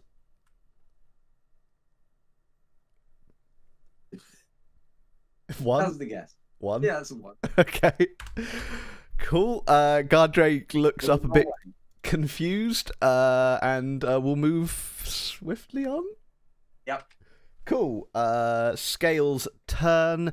The Guard Drake, seeing its companions downed, seeing its master downed, it's going to look up in fury up at you, Rodeo. And I'm going to use my nat 20 on its bite attack. Thank you, Patreon. That's okay. As it's going to... Silvery barbs. Sorry. Ooh. I'm going to say because it's a Patreon nat 20, maybe Fair there's enough. silvery barbs on it. Otherwise, I that, can take it. Don't worry about it. that might reduce fair the enough. value of it slightly. This thing just locks onto you, and it's going to deal 5, 8, so that's going to be 13. It deals 16 damage to you with its bite. Nice. And then it's going to attempt the tail attack against you, which is going to miss with a 6. Sorry, a 7, but still misses. And then the bard. Oh god, do you have to bardically inspire things that can understand you? Because I think yes. Yes, they then need to know the language you speak. Cool. It won't be able to bardically. Oh, it can understand Draconic. Okay, cool. It's going to. You hear these Draconic words start forming in the song as the bard is going to move up and begin bardically inspiring the Guard Drake. And then she is going to fire another violin bolt at. Someone just tried to hit her. But I don't remember who it was. She'll just take a pot shot at Shadow, being that you're literally you're literally the biggest target. I did try to get her. What did you use? I Oh yeah. She wouldn't. Yeah, shouldn't fuck around with that. Yeah, she's just going to shoot a Not shadow. fussed about. Nice. That is going to be a hit with a 19 with that. That is going to be a hit with a 19. That is going to be a hit with a 19. And that will be 7 damage to you. Ow, my bones! That's her turn. And that's the Silvers. That's not the Silvers. That's a different group. The Scales of Justice. Appleby, you're up. I'm going to cast Dissonant Whispers on the bard. Nice. Nice. What do I need to do here? Your mischievous thing goes off again as well as concentration for a minute. Oh. Oh, It's it an- does. You roll every round and you can move it as well. Totally right. Okay, well, I'll keep it on the lady then. Okay, cool. Yeah, you do. You kind of center it on her again. She needs to make another save. Yeah, but it'll be a different type this time. Bouquets of flowers appear all around, and each creature Okay. in the cube must succeed on a dexterity save or be blinded. That is an 8 on her dexterity saving throw. She fails, God. she's blind. She fails. She is blinded as she gets lost in these flowers. You see as her sort of elfin nature draws her towards these beautiful flowers. As you see this wood elven feminine figure begin to kind of like get so invested in these flowers, she's literally blinded to the rest of the fight. Anything else, Appleby? She starts to hear whispers fill her head as I cast Dissonant Whispers. Can you Nice. give me a wisdom saving throw, I please? can indeed. That is going to be Sort of a hears like 16 on the wisdom save, though. disappointed at you attacking me. And if it's a 16, she saves, unfortunately, so it's just half the damage. Half the little damages.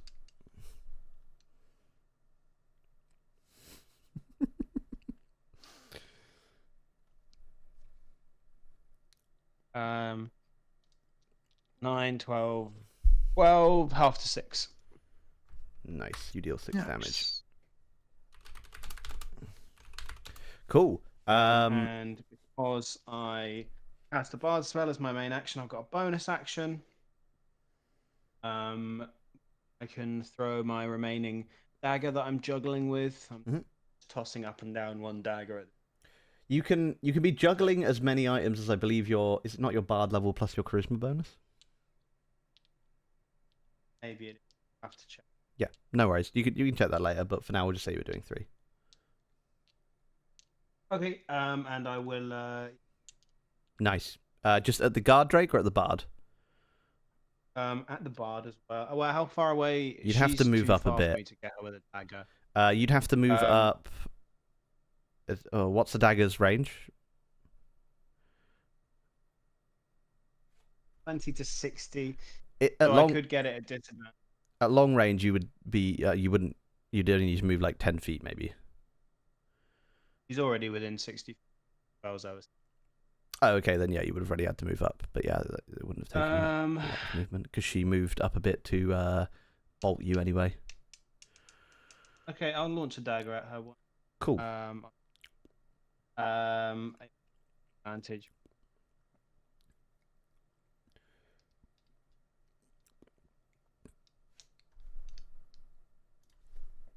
Gonna be an 11.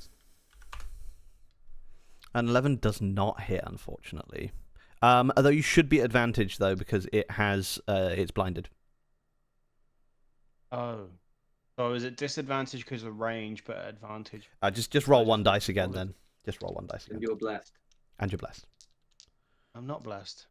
Yes, you are. Didn't bless me at the start. You Oh, no, blessed. I didn't. Sorry. You're not blessed. Fuck you. Be your advantage. You're unblessed. 16, 18 to hit. 18 at advantage. That one does hit. In fact, I cast the pain. It's only going to do 3 damage. Three. Actually, I can add a bardic inspiration die to that as well. That Cool. for an extra 1, so 4 damage. Nice. Nice. Bloodied now, this bard. That's me. Cool. Rodeo, back to you with Quinn on deck. Sorry, I should have given you a warning. Yes. So, Drake's still up. Drake's still up. Very How weak. bad is it looking? Very weak. I'm gonna use my bonus action first to see if I can catch it. Nice. I see it.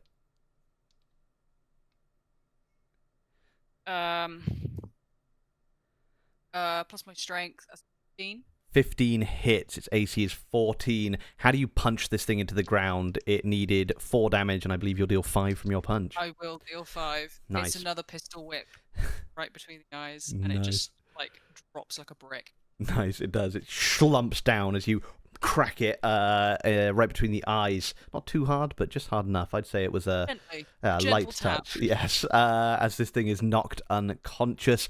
Just the bard remaining about 60 feet, 60 to 70 feet ahead of you there. Yeah, and I will take my main action to take a shot at her. Nice. Do some shot. It's a 19 before I add any of my modifiers. That's gonna hit. 25. Nice, that's gonna hit.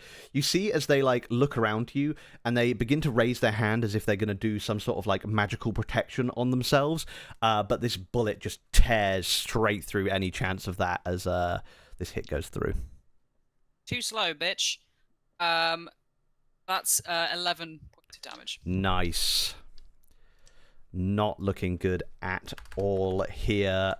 This bard, much like the Drake looked at the start of this turn, really close to the end, you'd think, on this bard. As we end your turn there, Rodeo? Yes, that's all I can. Rodeo, on to Quinn. Read your on deck. Not wanting to use hang any on. more spell slot. Oh, yeah, good. Nope, I've already used my bonus action. Never mind. I'll wait until next time. I see. And not wanting to use any more spell slots and not wanting to accidentally explode someone again, I'm just gonna toll the unconscious on Nice. her. We love it. If she could give me a DC 16 Wisdom save, please. That one is a 4. Nice. That is. Oh, I didn't get my fucking D12s out. Ah, no. Classic mistake. And that's the best dice. Most used dice. 7 necrotic damage. 7 necrotic damage? How do you knock them unconscious with this tolling the dead? Emanate all of the bells from Appleby. Nice. Appleby Nice. becomes a chorus of bells as you hear them kind of emanate out from these flowers as well as it just drives her mad. She kind of topples down unconscious as you hear the big bing bing bell sound above you, sparkling in the air. You see Punch Buddies victorious. As you are now out of combat, having won the first round against the Scales of Justice. You see as the bugbears swiftly come out from the 2 gated sides and begin dragging the unconscious forms that are still able of the Scales of Justice back to their pen, as well as begin clearing up the mess of the former guard. Hello.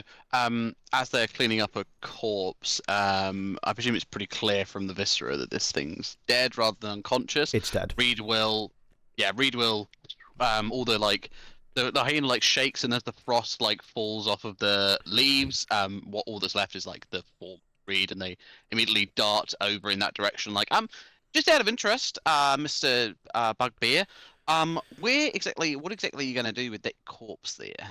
And kind of like this big kind of gurning face just turns to you. This? Never mind. Whoa, what's that? That's a distraction technique, and then Nice. Reed will just jump down and attempt to like grab a chunk of the guy. Kind of like looks up like, where? And then Raggy. you kind of like, Raggy? oh no! You kind of like you go in for this this munch as this bugbear sort of looking up into the skies, trying to figure out what you were pointing at. As you take a quick bite, and you kind of find like a more intact bit of him inside a knee guard, and you manage to have a little nibble and fly back through the into your fighter's pen as you're met with Groff once again as he greets you in the pen. You see a small congratulatory banner has been summoned and is floating above Groff as he strides down on into the pit. Well done, guys, well done. Never doubted you for a second, did I?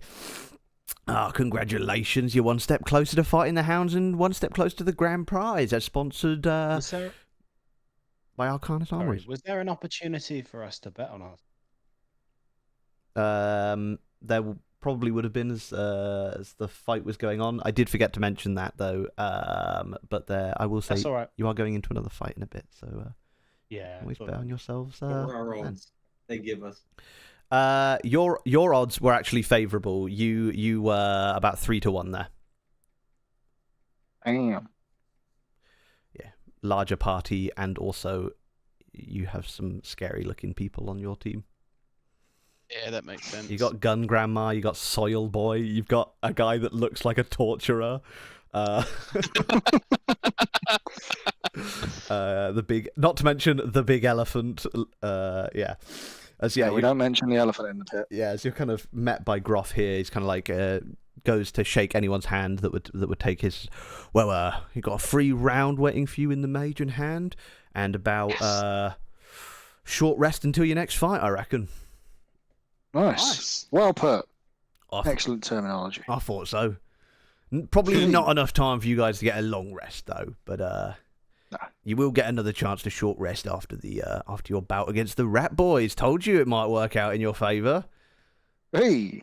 Get to fight. I'm mark it now, but I'm just to let you know, I'm getting 2 first level and a second level slot back with Arcane Recovery. Nice. As you're kind of led back into the mage and hand. Groff kind of sorts you out with a token that will get you a free round of drinks, and sort of shows you to a private booth that would essentially, if you just sit there for a little while, you'll be able to short rest there, Nice. sort of away from the main hustle and bustle of the mage and hand. You see this area's kind of got one of those orcish guards that you've seen around with the longsword, or the greatsword, I should say, standing at the kind of one edge of the booth, making sure none of the other patrons go in here as you kind of settle down with any drinks you might have. You guys just wanted to go straight into this short rest? Yeah. Nice. Yeah, I think Well, so.